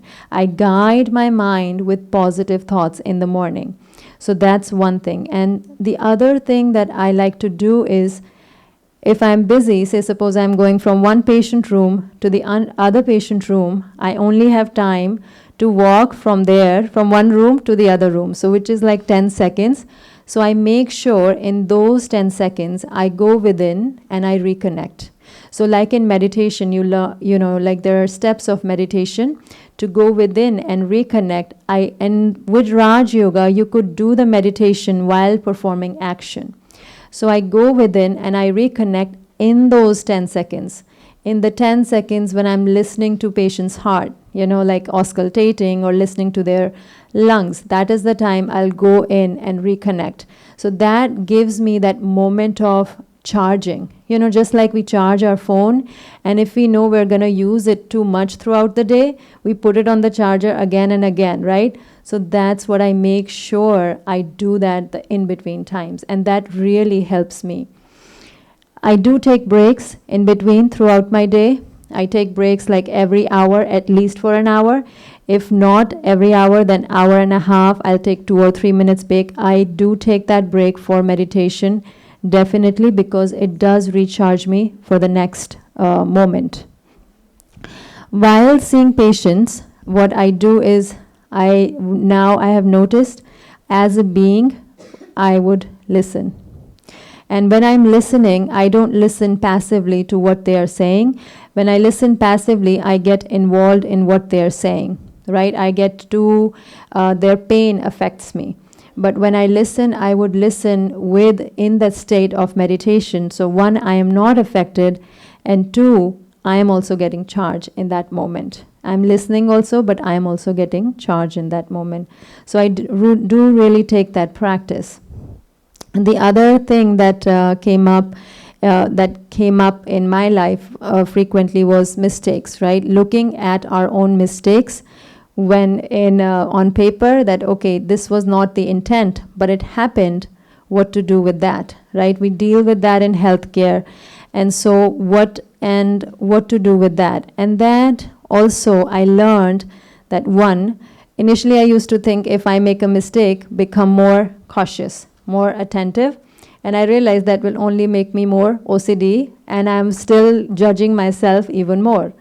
So I realized that while doing the action, when my intent was really pure. And then I also see that there is something going on from the outside also. The person also has its own course. The other being also has its own course. So it's not that I am responsible completely for every being's course. I am just in the way. So that really helps me. If I don't take the credit that I did it because somebody is better because of me, then it helps me to decide that I am not the one who put something bad over there also. I tried my best, but there is a course for everyone. So that makes me accept, what is happening out there. And it makes me, yes, I want to improve if there is a mistake, but it is not entirely upon me that I am wholly, solely responsible for the other person's life. That takes away that guilt. Coming to disrespect, it was a big challenge for me. It is whenever I would feel disrespected, I would isolate myself. I would not have good feelings for the other person, and I would constantly blame, and then the next thing that would happen is I would not get any cooperation. And so the relationship suffered in terms of the spiral down, So for that, there is a very good awareness that I was taught, and I always keep that most of the times with me, is that in the sense when I'm expecting from others, when I'm expecting you have not done this for me, you did this wrong in this case, or this is what you were supposed to do, this is what I'm not getting. There's an actual loss that is happening in my life because of another person. And so I have that disrespect, and I'm asking the other person to change their ways or change something about them. So in that case, I'm actually asking them. I'm like this. And as growing up, coming to healthcare, we always have that heart to give, right? We all carry that heart to give. And now I never knew that this is asking internally. I'm asking, do this for me. You did not do this for me. I am constantly, asking, and when I realized that I'm doing that internally, it did not make me feel good. And what I learned is actually, if I become the giver, that a medium of giver, it makes me feel better instantly. But what I had to do for that, okay, it's easy to say, okay, let me give. I had to increase. I had to do something physically, because if I feel I want to be the giver, something physically I need to change because I have to adjust. 2, there is that respect that comes from within. If I am giving and I am receiving from the Supreme, it gives me that respect that I have it. That's why I'm able to give. And I like to be in that position. So why don't I give? It's like when we see patients, right? When we see them, they are suffering, we immediately have so much empathy for them. They are in wheelchair, we have empathy. Even if we know we're going to take 5-10 minutes longer with that patient because they're on a wheelchair, we have that understanding. But if we feel that they're talking and they're taking our time, then we don't have that understanding. Similar way in relationships, I realize that it's not visible outside as somebody, but inside the soul is in pain. That's why one is behaving in a different way. And so that made me, I could help by having my respect for myself, and in this way I use that a lot, and it helps me improve my capacity or increase my capacity when those situations come. And then later on, when we do that, our respect increases for the other being. And not only respect, we start getting cooperation because now we are willing to work. It's never 50-50. We never say, I did this and the other person should do 50. It never works like that in the real world. Sometimes we get support, we're only doing 20 and we get support of 80. Right, in certain relationship, but we offer, when the more we have a habit and more we are independent, then it doesn't matter if you're getting 20, 30, 40, whatever, we have an eternal source where we are receiving that. So that helps me a lot. So I use that tool as well. And we have Sister Kala, I don't know if we have any more questions. I like to say that when I'm faced with challenges, and challenges where the power of meditation really helps, and not just the meditation that I'm talking about, taking breaks, a daily practice of meditation. The benefits of meditation are way underrated online, on Google, or it cannot be mentioned because it is something to feel. And when we receive that power during meditation, it fills one with that confidence, with that power to go about and to learn and grow from there. So I think that having the focus towards ourselves, toward my own self, really helps me to stay within. And if any situation I feel, and at night, definitely seeing my day, how it went, what was there that was not really according to me, or my behavior was not according, or what if I reacted or something put me up here that I really didn't like, and the whole day there was a chatter on my mind. I write that down for the next day. How can I make it better? And why did I react in this way? When I do that checking at night, what I realize is that there is a pattern. I see that there is a pattern in my behavior, and whenever these kind of things happen, this is how I react. And then I'm able to know myself better, and then during the next day with meditation, I can take that power or whatever I need so that my behavior or my understanding in the first place can change. My respect increase. I think the more I could say is, I guess that's my practice, or that's how I look at it, is increasing the love, basically.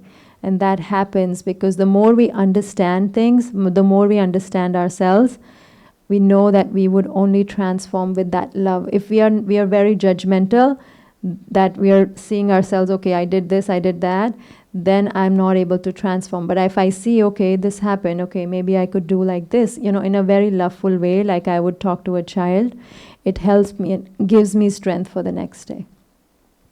So that's what I use in my day-to-day life when I go about my day. And now we can have question and answers, and we'll have Sister Kala. And if you have questions or anything related to that, we can go over that.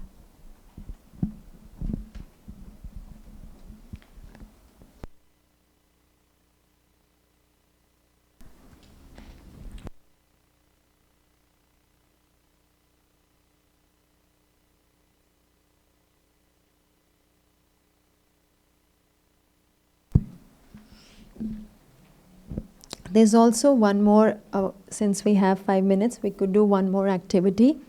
There's a blank paper in your file. You could take it out.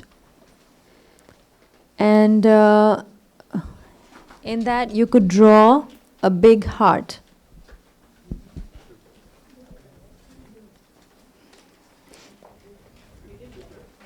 Yeah, there's another one. Yeah, there should be 2. Yeah, there should be 2.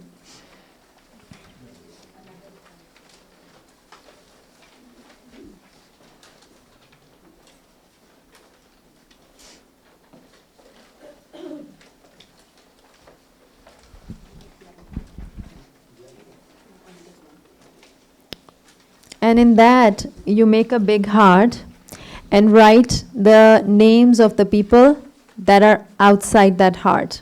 So people that I have grudges with or I am upset with. Okay, so write their names outside the heart. It could be my own self, right? We could be angry with ourselves. So we write the names of those people outside the heart. Yeah, we don't have to show it. We are not showing it to anyone. This is very personal.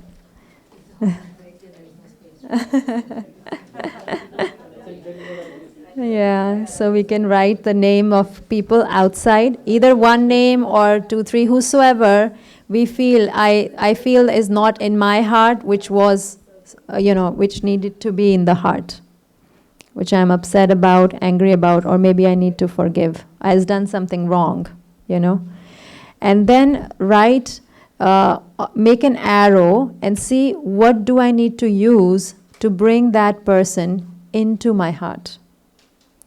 Think on it, and what can put an arrow, what can I do, what can I use that I have as my quality, as my value, that I can use to bring that person into my heart.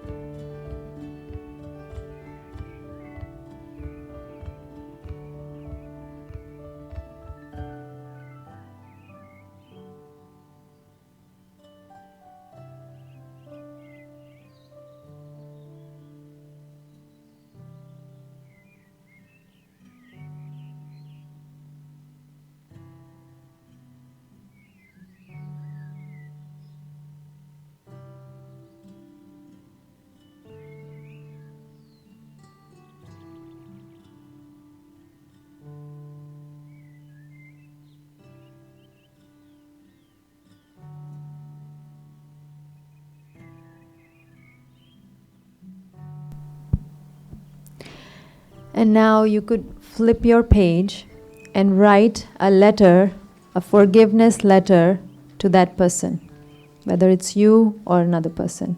Write a forgiveness letter. Dear so and so.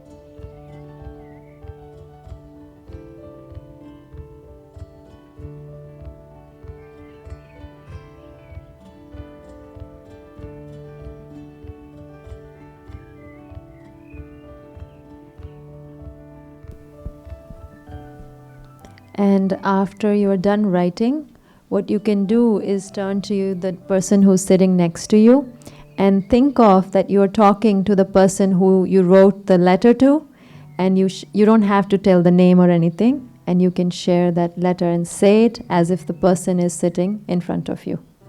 And you can do it for each other. You can have two groups of pairs and do that.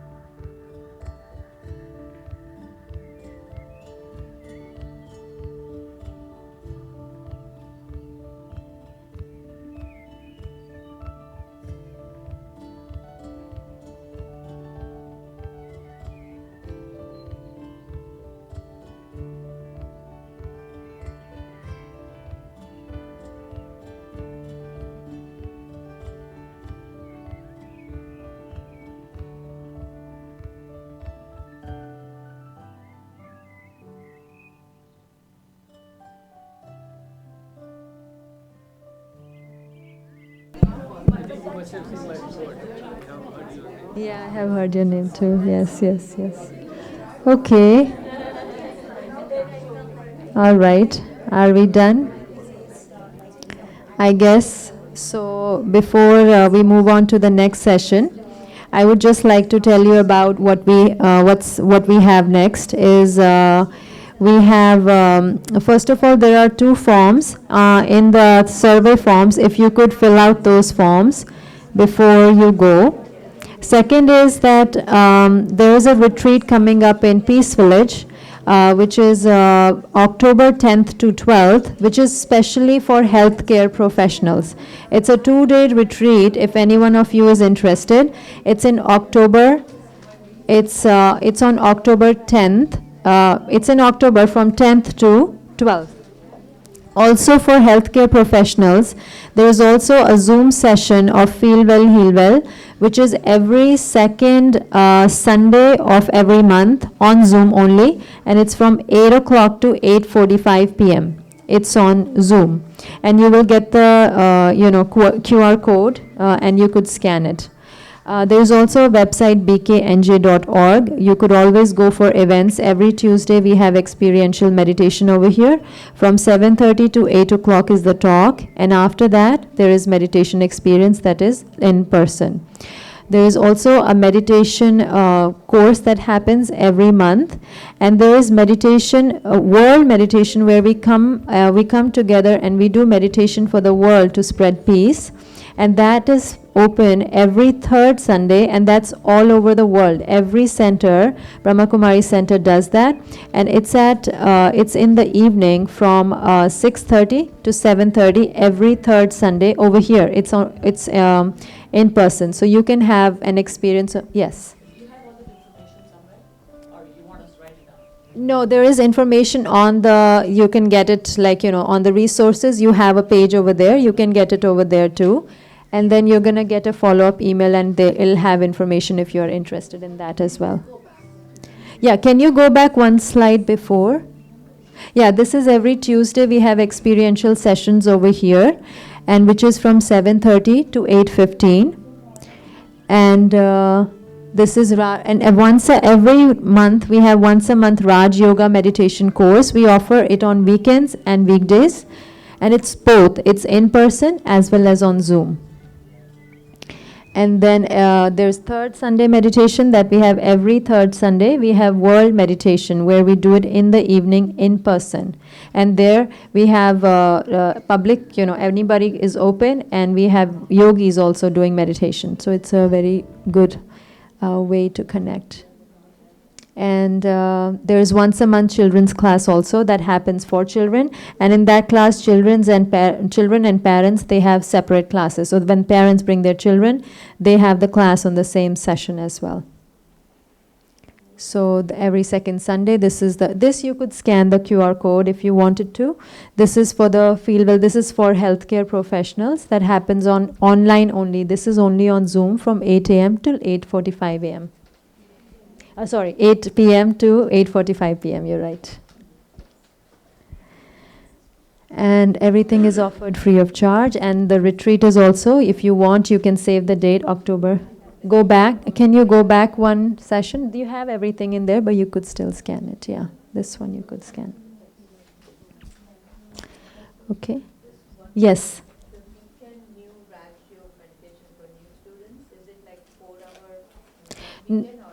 No, it's spaced out. It's mostly 1 to 1.5 hour session. Yes, it's always spaced out. Yeah. So, and now we will have Sister.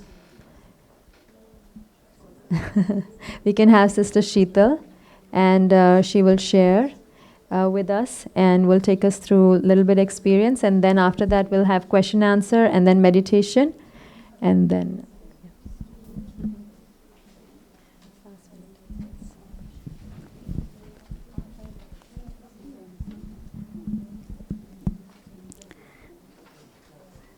Thank you very much for coming in and joining this very beautiful workshop. And I think this is the first time we are doing, and I'm so happy to receive all of you. I have the great respect for all the doctors and nurses, because it's a great service, right? When I started serving as a meditation practitioner, so when I started doing this service since in 1999, I started doing this Raj Yoga meditation course and starting service. So that time I felt that it's very important to really help everyone, right? So first I used to think, oh, can I donate something? Can I give this? Can I give this help or social service and so on? But when I started learning Raj Yoga meditation, I realized that everyone needs peace, happiness, love, respect, and there are many things. But where do I get from? So the treasure store, where is the treasure store? So then I realized it's all about here. So I did my training also. I practiced myself, my own myself, and then I said, no, this is it. I want to do this service. And after doing this, I feel like so many blessings I was receiving. So similarly, I feel like doctors in the healthcare profession, you must be also receiving so many blessings, right? So really, like people, when they come, they feel that doctors are next to God, correct? They have high hope for everyone. So similarly for me also, whenever people they come, any problem, any circumstance they have, they want to learn meditation, they want to get back that peace of mind, and they want to have relaxation. So it's more kind of mental solution they want to get. So that time what I do, that definitely we are also practicing, is not complete and perfect. So I connect with the Supreme Being, and because we know that He is the Supreme Surgeon. He is the highest on high, almighty authority, and everybody believes in that higher authority. So how do I connect myself with Him, and then how can I connect that person with that higher being, the Supreme Surgeon? So this is how I practice, and I enjoy it actually, because I'm not taking that responsibility, total responsibility, that, oh, can I do this way, that way? No, okay, whatever I'm doing, whatever my experience, I'm sharing. And through that, okay, God is going to help. So similar, something like this, I started having the experience, and then I really enjoyed. And afterwards, I see that children, youth, adults, so many people, whenever we go, we're not looking at them as whatever we see, physical, through the physical eyes. Actually, I'm seeing them as a soul. Soul means the original being, the peaceful being, loveful being. So then I can connect easily, like soul to soul. So that is also another beautiful experience I got. So while staying here, while serving, actually it's not serving, but actually I'm receiving. I'm not giving, but I'm receiving. That's kind of experience we get always here. Yeah, there are many important events that, whenever you want to come, please join. And Peace Village, you know about Peace Village, right? Some of you. So as you heard the introduction about Kala Didi, so she comes from Peace Village. So maybe one day, we all can go to Peace Village and experience that beautiful atmosphere also, pure food, Sattvic Bhojan, and also the retreat, the theme. We have beautiful themes also, experience. So many things. So this summer, I think we should plan and we can go and we can visit. So any question, any help you need, let us know. We're always here to help everyone. And if you have any question for Kala Didi, please come. And one more thing I want to say that Mohini Didi is our head of the Brahma Kumaris, administrative head. And she is in Peace Village at this moment. And there's a very important retreat going on, which is called Call of the Time. And there are very special leaders in different areas, from different areas. So they have come. And Sister Jayanti, she is also there. Many of you would know, right? She is the additional administrative head of the Brahma Kumaris. And she stays sometime in Mount Abu and also in London. So she's also there. So it's a very powerful atmosphere over there. So she's sending, both of them, they are sending lots of love and respect to all of you. And they have sent a beautiful gift for all of you. So please accept that. Thank you, Sister Sheetal. For those who you don't know, Sister Sheetal is the center coordinator for Edison Center over here, and she is a Raj Yoga meditation practitioner, teacher for over 25 years. She's a full-time, she does community service for the last 25 years.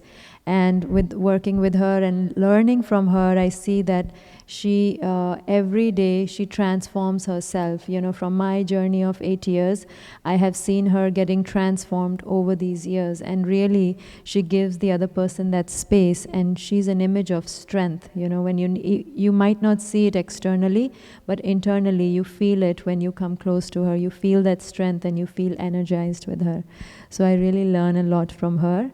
And now we can have question answers. If you have question and answer, and we have both of them. Yes. So, thank you for this wonderful opportunity, all of you. I'm really grateful for being here.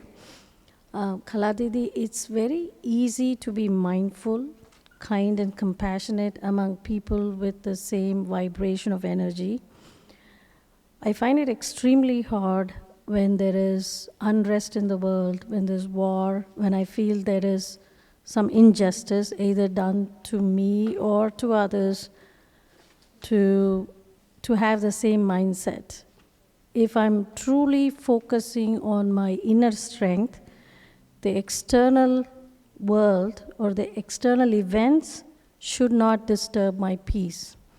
So though I know it in theory, I'm not able to practice every day. Do you have any suggestions how to transform my mindset in those scenarios?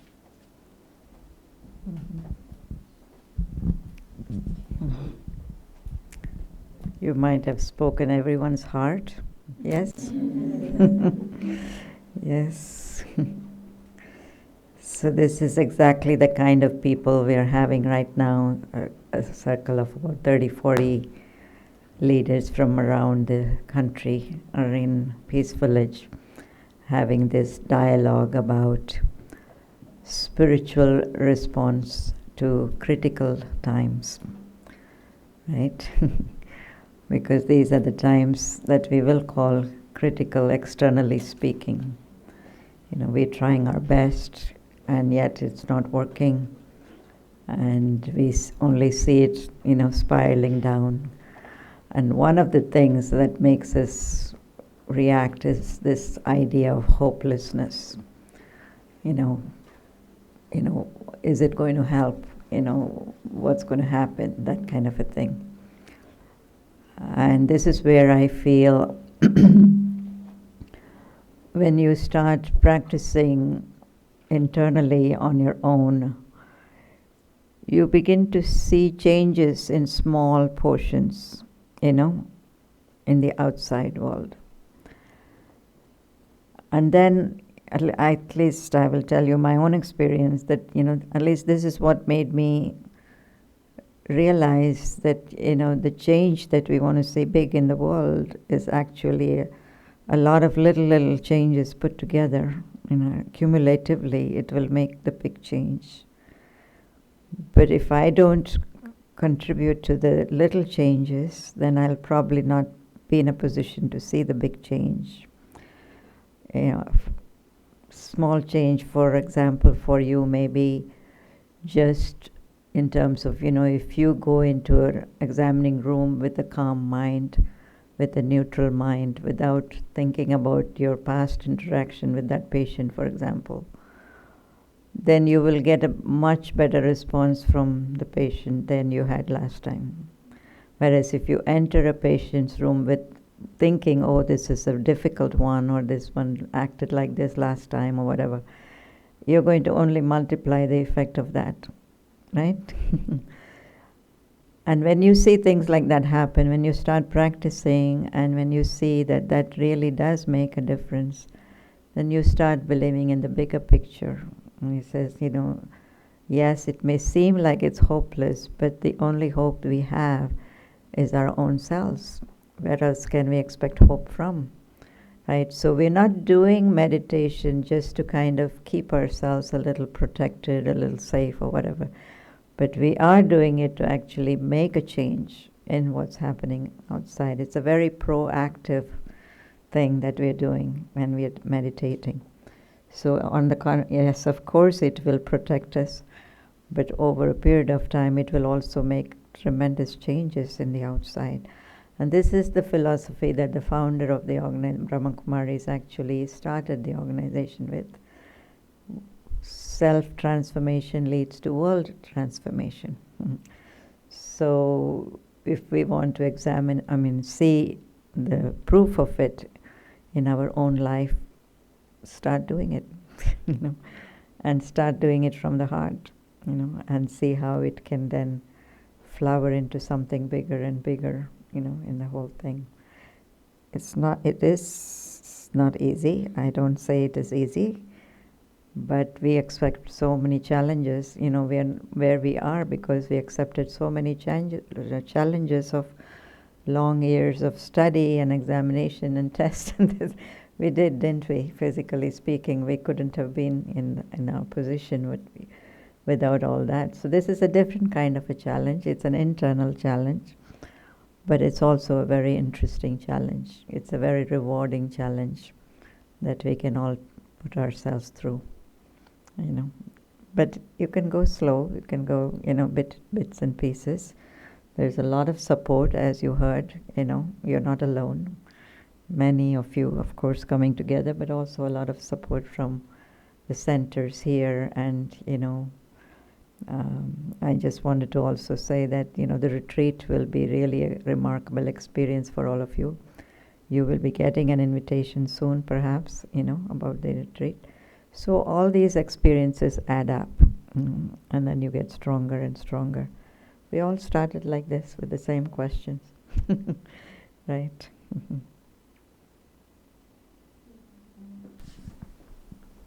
Thank you very much. So my question is that the concept of creating inner agenda on a daily life. We all have outer agenda, but concept of inner agenda I really like. I don't do that, but I will be starting that.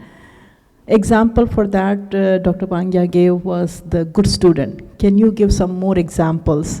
What should be the agenda for, or the example for the inner agenda? Thank you.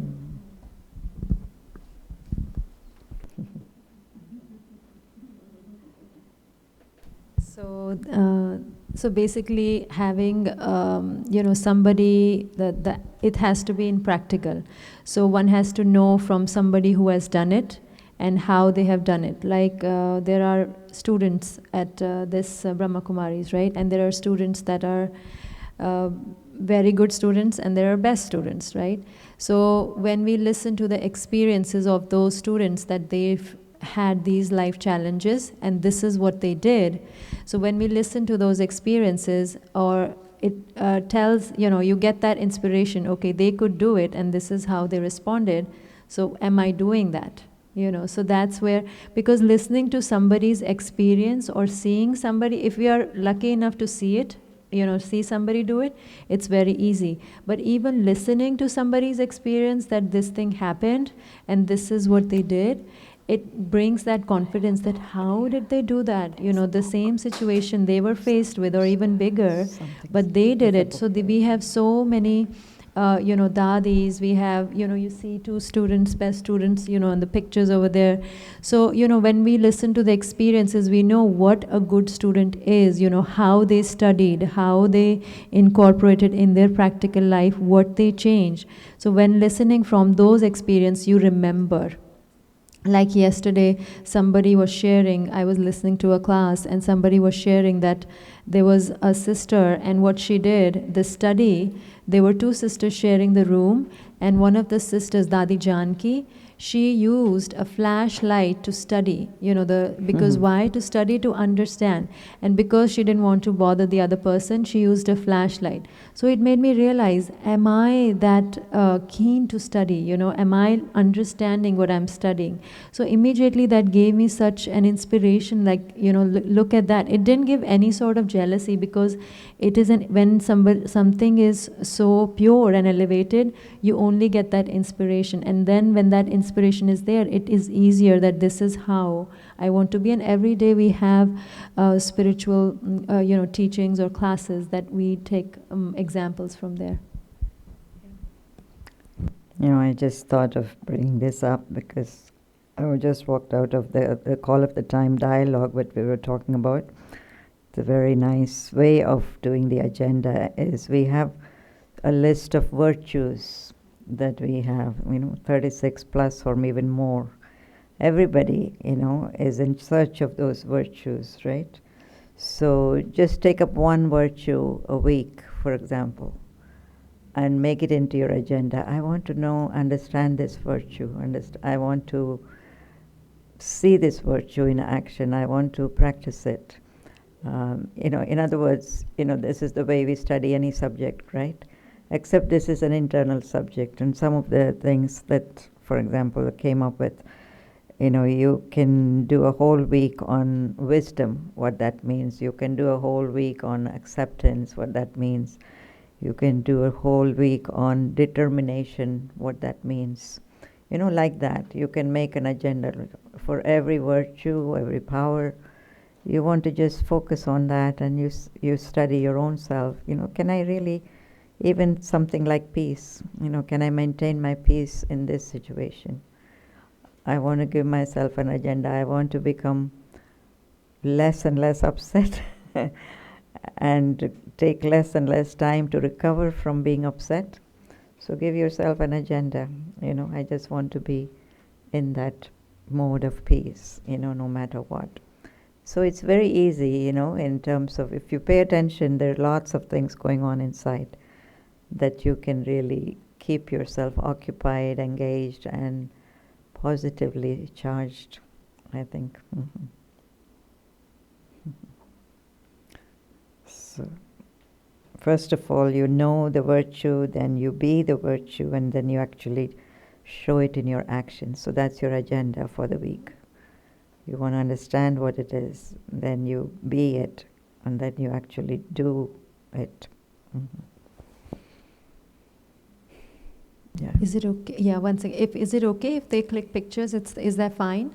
If Sudhakar can take pictures. If anybody has any objection, please raise your hand. They're not getting posted. Yeah. Okay. And also, one thing before, when we leave, please, submit the tags and fill out the 2 forms before we leave. Huh? We'll take the next question. Yes.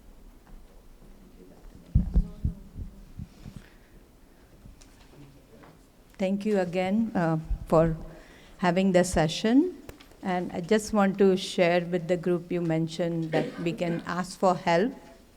So sharing my story of, going through the cancer treatment and survived it, and I'm in survivorship, I'm cured. That's my personal story, but at work, they call me work mom, and these are all my colleagues here. So I think now it's my moral responsibility to make sure that the times we live in, I remember when I did my residency versus now when the residents are going through in the world we live in, they need this more than ever before, and I don't have to go to the list why it is.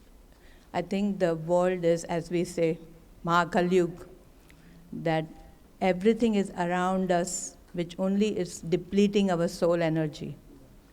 And I'm so blessed that I'm learning this. I'm a student of this knowledge only few months. And I'm so excited for this knowledge because I see changes in me and in my family. And I have a designation given of wellness officer of my hospital, where we want to make sure the young physicians learn this. So I want to just ask for guidance. We are excited. We want to make a change. We want to help the younger generation because that's our future. So whichever we have resources, we are greatly thankful to Brahma Kumari's organization and the support and the guidance. So please guide us with the resources so we can help the young physicians. Thank you. Yeah, definitely, because that was also our purpose of programs like this, that, in every city, in every neighborhood, there are people who can benefit from programs like this, and ideally, of course, we would like for everyone to come to places like this because the atmosphere makes a big difference, and the Brahma Kumaris are so generous to offer the space, offer the hospitality, and plus, of course, the education, the content is of course free. But also, if people can't make it here, then we are thinking that even if you can devote a couple of hours in wherever your setting is for whatever groups of staffing you have, I think we can very well kind of craft the program in such a way that it is suitable to that crowd. There's different modalities and different activities that we mix and match for different programs. And the nice thing is that the Brahma Kumaris, now we are acting in partnership with something called Point of Life Foundation, which is not a religious organization. Brahma Kumaris is a religious organization. So some of the institutions may not sponsor anything to do with religious, but we could go under the auspices of Point of Life Foundation, and we could offer it as, a self-care program. Mm-hmm. Okay. Anyone else has any questions? Okay. So we have this, program tomorrow, which is Sunday, June 29th. Sister Jayanti, she's the additional administrative head of Brahma Kumaris. And there is a spiritual responses to critical times. It's a public program. So it's in Peace Village, like you said, like it is a critical time. So it is regarding that. And it's tomorrow, 4 p.m. to 5:30 p.m. at Peace Village. Warm invitation. Yes. And also, we have books and literature. There is literature resource in your file that which you could read, like you said, the agenda, you could read many books, and there are literature over there also, and there are many good books, and there are volunteers that can help you and guide you, like what books could help with that. And now we'll have a little moment of silence, and after that we will take a prasad which is cooked in meditation, and also we'll take a blessing for ourselves, and then food is being served over there, and we could just take it and come back and eat it over here also. And food is also cooked in remembrance and cooked in a meditative state, so that also is pure. Thank you.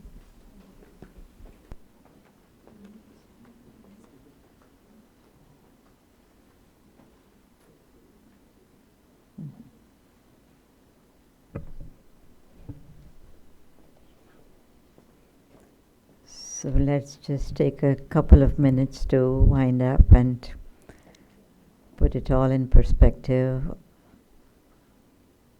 of self-care.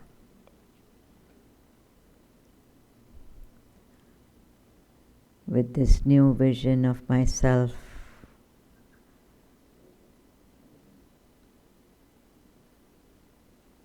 as not just a physical person, but a spiritual being.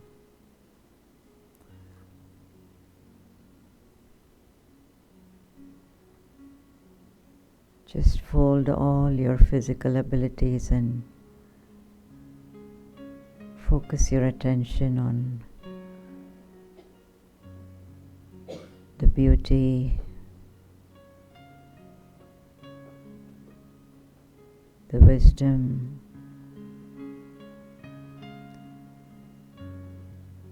the power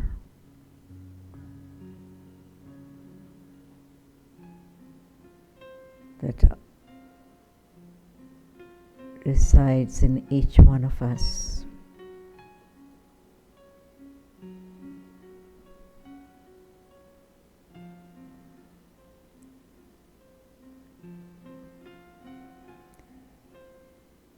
And the more we harness this spiritual energy with our own thoughts through meditation,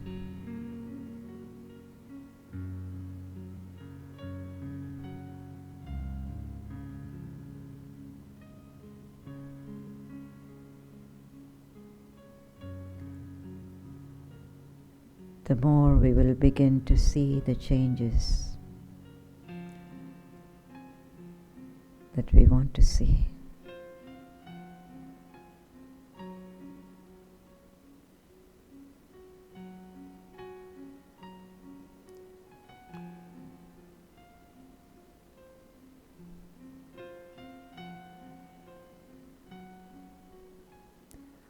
Let us take time again and again to come back to this space of quiet and silence.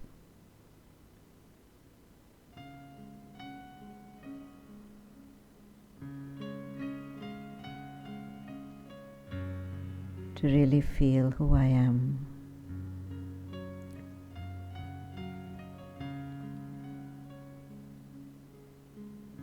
And how much power I have.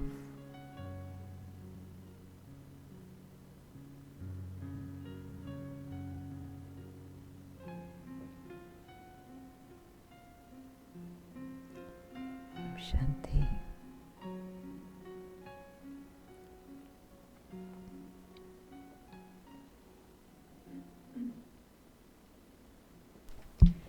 And now you can come one by one, and we can take the blessing card, the gift that we have from the administrative head of Brahma Kumari, Sister Mohini, and also the prasad, which is Toli.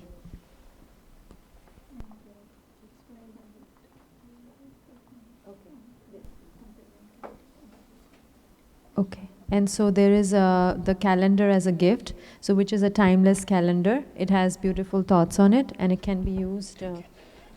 Okay, this is the timeless calendar, and it is one per family if you have come as a couple.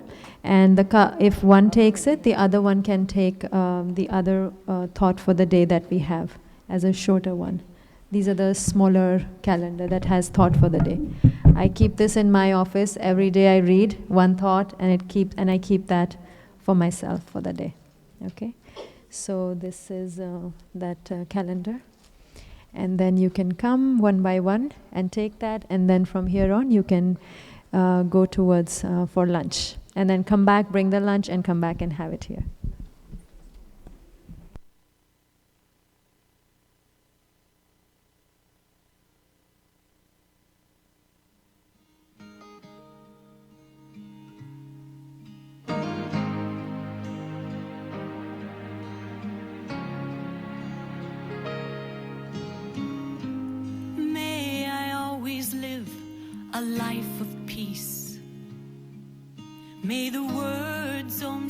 unity ring out, for our unity to increase. May every word I speak be strong and true. I will always see the face of God in the face of you.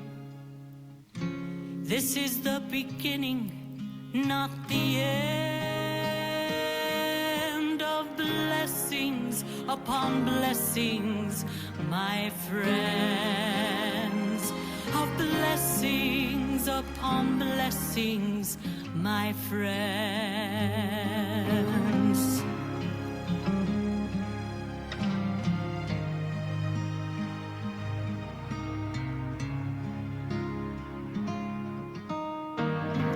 May I always walk the path of love, radiate God's beauty below, inside, above.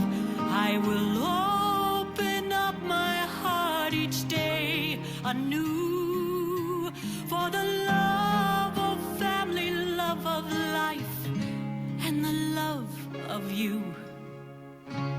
This is the beginning, not the end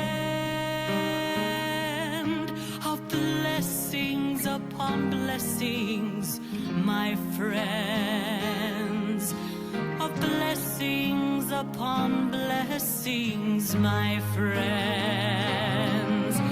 And I am committed to service. I can change the world with my two hands, with my heart and soul. Yes, I understand.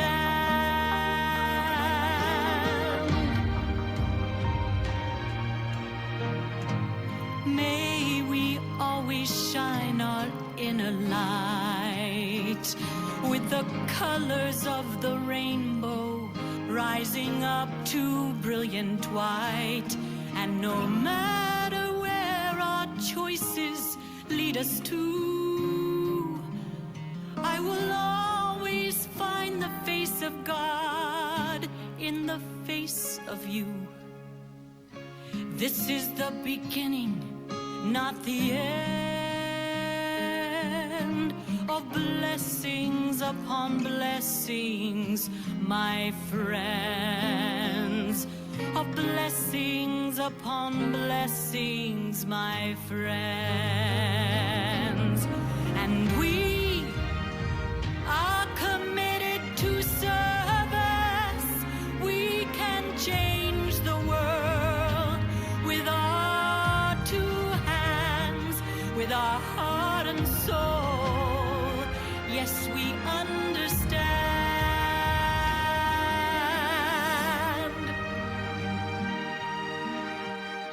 When I think of mountains caressed by oceans blue, I will see the sacred island as a part of me and you.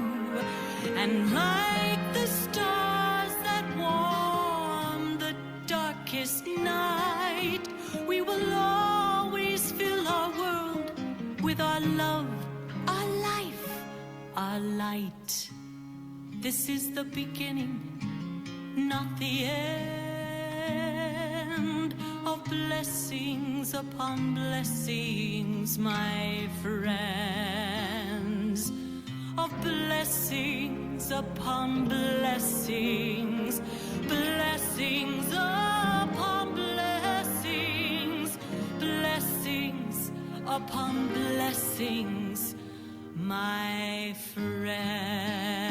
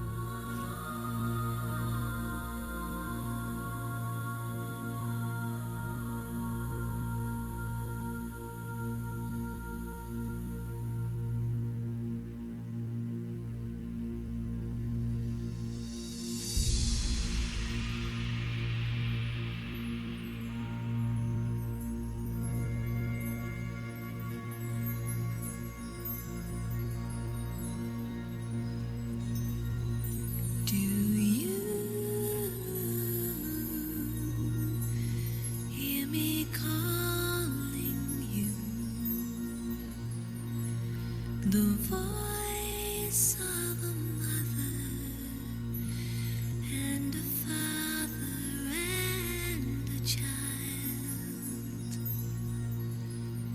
Would you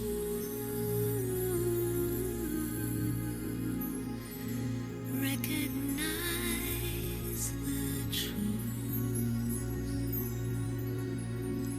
Do you feel the love that's falling from my eyes? Take just a minute, come and rest here by my side. Let me tell you your own story. Let me walk you through your lives. Only a second, that's all it takes to realize there's 100,000 angels by your side.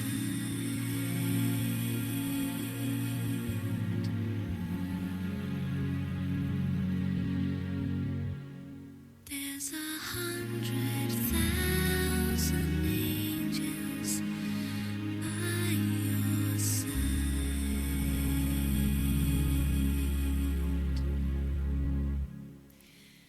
Do you